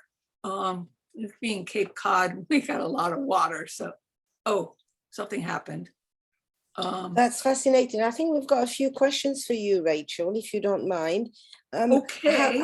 I think we've put the link to the website so that people can go and explore. And thank you so much for providing such a comprehensive overview. How did you get started on the website? Okay. I'd like, okay. Is there anything else you wanted? But because I think, well, very quickly, because I wanted to share the visualizing, how I visualize the journey for healing. I'll just tell you that it started with the frozen water, and then it moves into melting water when we get to the healing piece. And then the imagery on the final section is sun being reflected on the water for the more wholeness section. So that was the progression that I used. And if you go to the site, another place is the more resources section, which you'll find in that blue stripe. And in that section, there are 5 different, they're divided up into 5 sections. Each section has over 100 posts in it. It's just fantastic. A plethora of information on various articles. And if you'll scroll through there, you'll see a section of tags. They're like 50 different things that are tagged, and each tag will have 100 articles. So you can use it to search and research things in various that's fantastic. Different orient. So we've got a few questions for you from the audience, Rachel. So is the website available in languages other than English is one of the questions. Good question, and no, we haven't gotten to that part yet. I will say though that all the imagery, and there's a lot of imagery because, as I said, I I work in various formats. They are all captioned and alternative texted and Fantastic. described. Thank you. That's really, really important. And what got you started on the journey of designing this toolkit for racial justice? Well, as I said, I've been working on this for decades now, and little by little, I've accumulated resources. I've accumulated new thinking. I've worked with all kinds of different groups. And I guess it was about 10 years ago that I decided that I should try to get some order to it. Something that if somebody else is interested in this, resources that they could use. So I started with, it was actually a toolbox, right? Like a file cabinet with real files in them. And how long did that take you? Well, again, the material was put together over a decade at least. So I'd pull out this and I'd copy it, and most of it was just the collating and copying and pasting and foldering and labeling and, you know, that kind of work. And who tends to use the website? You know, I wish I knew. We get pretty good coverage. Usually there's probably about 40 or 50 people a day that are going to it. That's really good. But yeah, it gets so far. I think in total we've had about 15,000 have visited both sites in the last year and a half. But would you say it's more for like teachers or anyone who wants to combat racism? Are the tools specifically targeted at a particular audience? No, well, white people is the audience. But beyond that, whoever is led to think about this in various ways. You know, I want to also say that one of the most important things that I want to convey is that without diversity, humanity is sterile. You know, it's a monoculture, which like agriculture would be very resource intensive, polluting, vulnerable, degrading, and it just leaves us spiritually starving.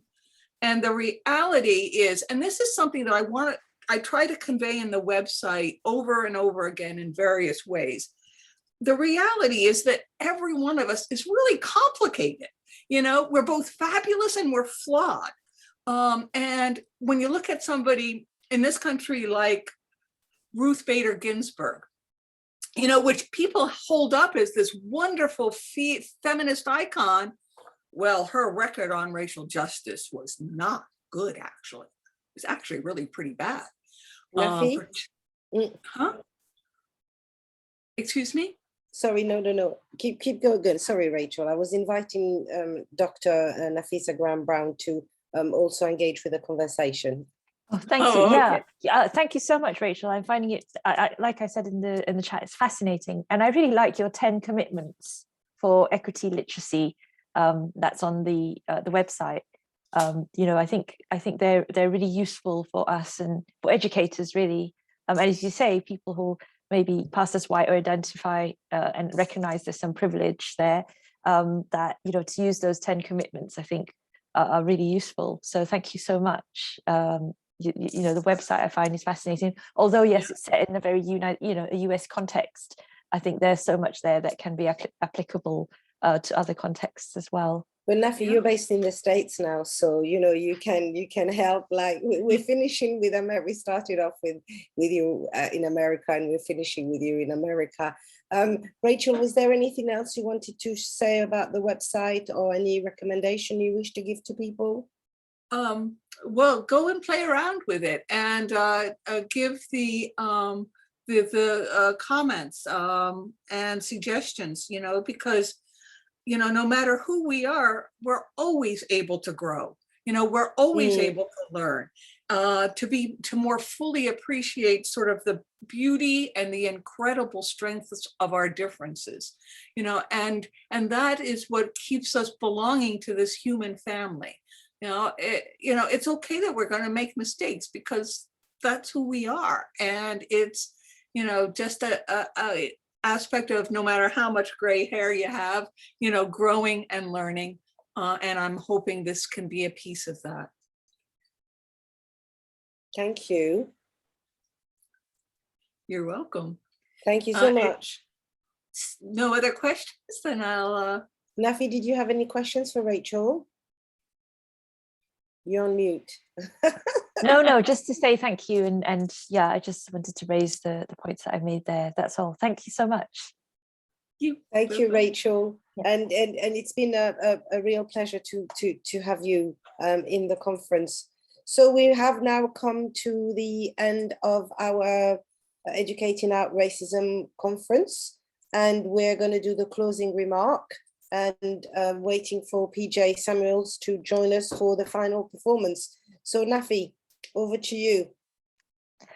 I was just wondering, kind of, you know, actually, I'm really interested to hear, what do you think is the thing that stood out for you most from the presentations and the panel? Lack of time. And I've been looking at the responses from the delegates who have left and responded to the online SurveyMonkey that we have. And they all want more. And for me, it just shows that there is such a thirst for providing more including spaces. I wish I had like an entire week to build into that.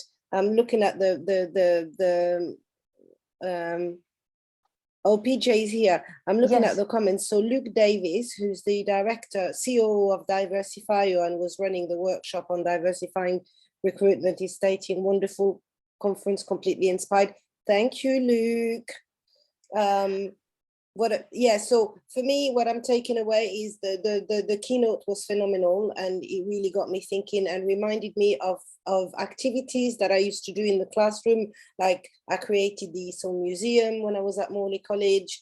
I also did an activity where all of my learners had to go around the college and interview members of staff so that they could make them feel more at ease. I wasn't aware of the word belonging back then. I didn't even know what it meant. I just wanted them to feel comfortable, I guess, in the environment and all of these other initiatives. And I think we are running a workshop together where we're looking at the practical implications of belonging at the end of March. So if anybody's interested, and it's £12, which is nothing. And we've got free spaces if you're a volunteer or on low income. So I've never turned anyone because of funds. Thanks. So just like to kind of bring up, bring the conference to in terms of a closing remark, I think definitely, you know, from the beginning with the very basic keynote on belonging, I think the panelists, you know, really added a lot of meat to it, you know, pardon me, I should probably rethink my metaphors, added more flourish and flower to, you know, the very basic framework that I put more there. tofu, because you know I'm vegan. Yes, exactly. And I think that was really great because, you know, you had the experiences like that Yasmin brought, this idea of like, well, if you don't belong, you're out of place. You don't feel like, you know, you fit in, for example. But as you say, how do you belong to a space that you're not even allowed to be in? So, you know, there's those kinds of things that really kind of brought those ideas to life. And certainly Anick's, you know, talking about becoming, because actually, yes, the idea of belonging is that it's part of the identity. It's how you form identity, how you become who you want to be, or how you become, you know, the person that hopefully you have the you know, aspiration to be, and everybody has the potential to be. So it's really important to kind of think about that. And I'm so grateful to the panelists for bringing all their experiences, all their knowledge to us today, because it's just so enriching. And then one of the other things to think about is we talk about, you know, I was talking about belonging very much within FE, you know, within a certain defined place as such, because the reality is we can't belong everywhere. You know, there are places that we belong, but there will be places that, you know, we don't. And it's not necessary that, you know, it's not as if we want to belong everywhere, because there are places that we're more interested in, there are places that we aren't, you know, and things that we want to do and things that we don't want to do. But one of the things that's important is, you know, we need to belong somewhere. So there's some places that we need to belong. And I'm those are the not places sure I that we want agree. to be I in. think you should be able to belong everywhere. I was shopping with a friend of mine who's a plus size, and she couldn't find any clothes. It was all like size, UK size 10 to 16, 18. And she said to me, I don't feel like I belong here because none of the clothes would fit me. And I think you should be able to walk around and feel a sensation of comfort. Do you know Yes, what I mean? exactly. Wherever you I think go. I'm talking about more, for example, if you went to a different country which you had no relation with, you may be able to experience that insofar as they are inviting you to be there. You know, I think, whereas when you say about it, like, yes, if it's a high street store in the UK, you know, I should not feel excluded from a place that's providing a service that's meant for me or for people like me. So, but what I'm trying to say is that the value of thinking about places like, you know, education institutions as like the most crucial place to develop belonging, because once you belong somewhere and you have an idea of who you are within a space, that confidence can be used, and it is like a skill that it's not a skill, but you know, that confidence, that feeling can help you in other spaces that you don't yet know or you are still learning about, and you are entering. It prepares you for life. If you don't feel like Exactly. you belong in education, how are you going to become a functioning member of society if you felt excluded growing up? Completely Exactly. agree So with you, I think for me, Nafi. you know, we need to do what we can within the institutions that we have power in. And one of the other messages I sent you know, I tend to send teachers is that, you know, you have a responsibility to your learners. That's why we're here. So that activism of teachers, please, you know, do look at what you can do to advocate for your learners, but also to develop them to be able to advocate for yourself. And this is where I say join unions, join organizations, volunteer your time for your profession, because actually it's not your profession, you're volunteering your time for your learners, for your students.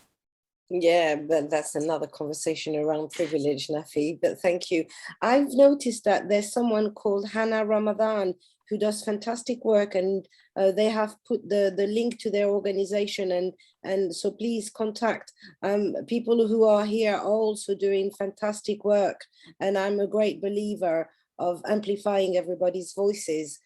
So if there is anything, I'm just going to drop my email into the chat, and if you want me to send anything to the we had over 400 delegates registering, I'm very happy to amplify everybody's voice. PJ, are you there with us? We're gonna, yes, my God, fantastic. Thank you, Nafi. Thank you so much for your keynote and helping me summarize. So without further ado, I would like now to bring to the stage the phenomenal artist that is PJ Samuels, who's going to introduce themselves and finish this conference with a performance. Thank you very much. It's been an amazing day. I've been sitting in the outside and listening to so much of it. Thank you so much to all the delegates, and thank you, Laila, for bringing this. It's so necessary, and you know, such a grand learning experience. And I'm gonna read two poems. I'll start with this one. Would you like to describing myself? yourself? Sorry. Yes. Black woman wearing reading glasses in black framed. What's it? Septum piercing with a ring in it. I'm where my head. I've got dreads, but my head is wrapped in red scarf, and I'm wearing an orange scarf around my neck and a gray hoodie, and hoop earrings in my ear. And I'm now gonna read a poem called Black She. Ladder, rinse, repeat. I am black baby girl born. I am nappy here. I am black man pick the child, I'm head tough. I am dark. I am old man's back pain. I am water scratch. I am isn't she beautiful though? I am salvation. I am property. I am chance. I am bootstrap you pull yourself up by. I am melanin daughter, pretty for a black girl. I am pull and tuck. I am war zone. I am trauma. I am do as you're told. I am sins and secrets. I'm 4 a.m. broken. I am nervous tick. I'm abdomen locked. I am tears and toilet. I am anxiety. I am body, your fetish. and body you sexualize, and black girl dancing in white girl video, and body you commodify, and body too fat, and body occupy too much space, and body too dark. I am body, cover it up. I'm body, take it off. I am body, take it off now. I'm body for your gaze, I'm body for your hands. I am body black.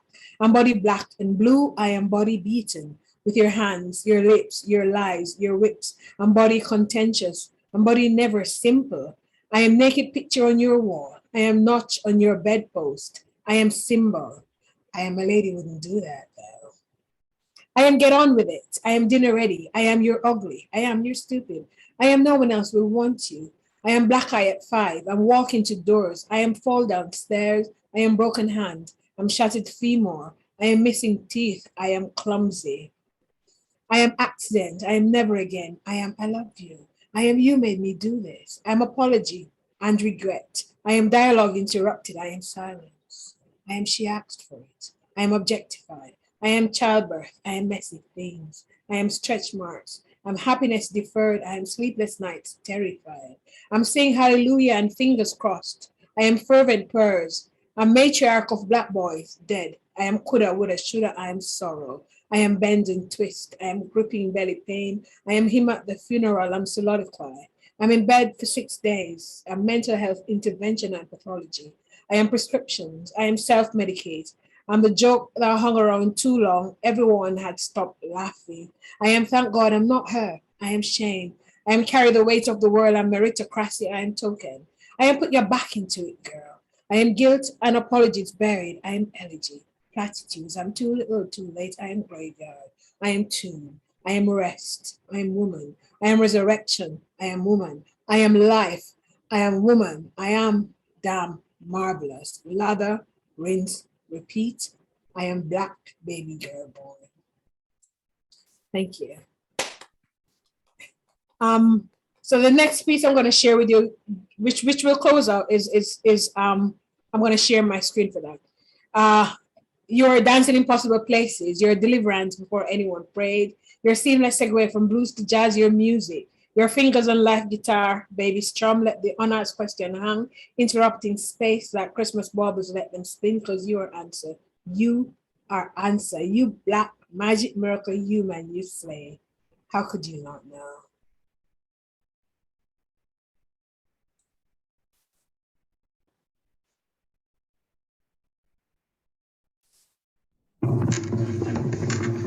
Dear black woman, your body is a good body, a good body.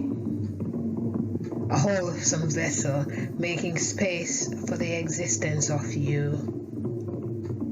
Love yourself radically.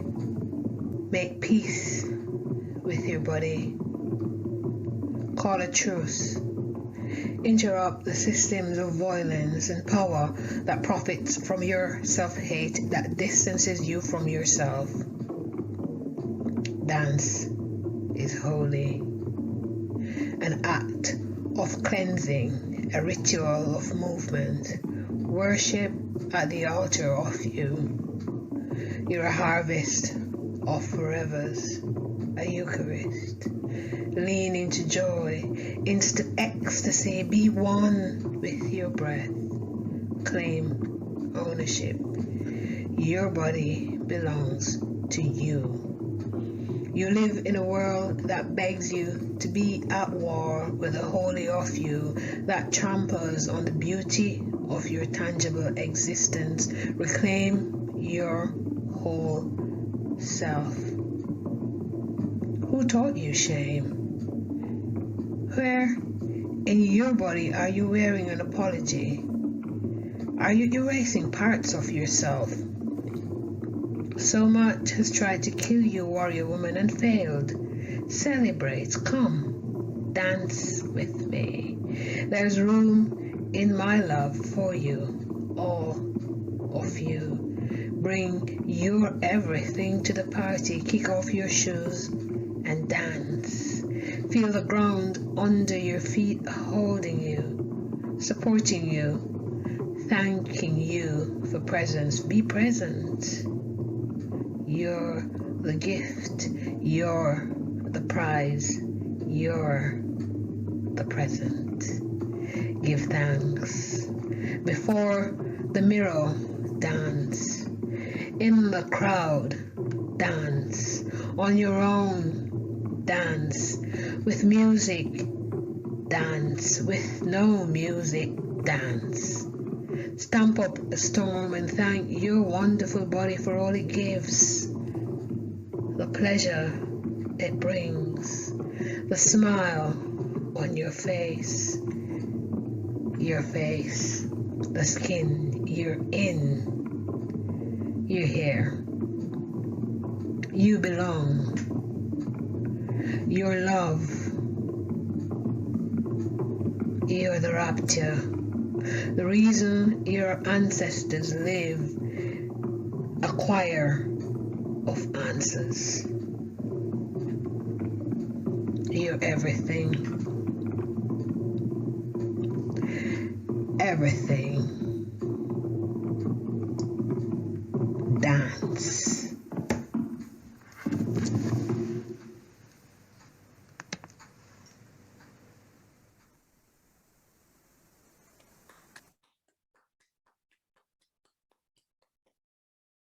Thank you so much for this. Thank you, PJ.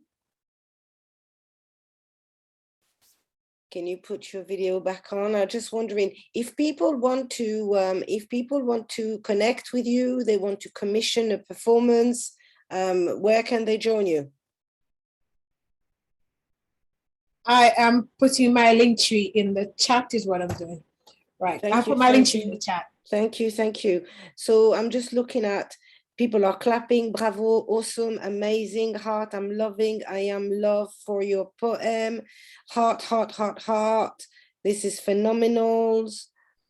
Yes, people have really warmed to your performance. I want to thank you so much for joining us and closing what has been a really phenomenal event, I think. What I particularly like is the fact that we had such a high percentage of people of color leading the conversation on how to provide a more inclusive workshop.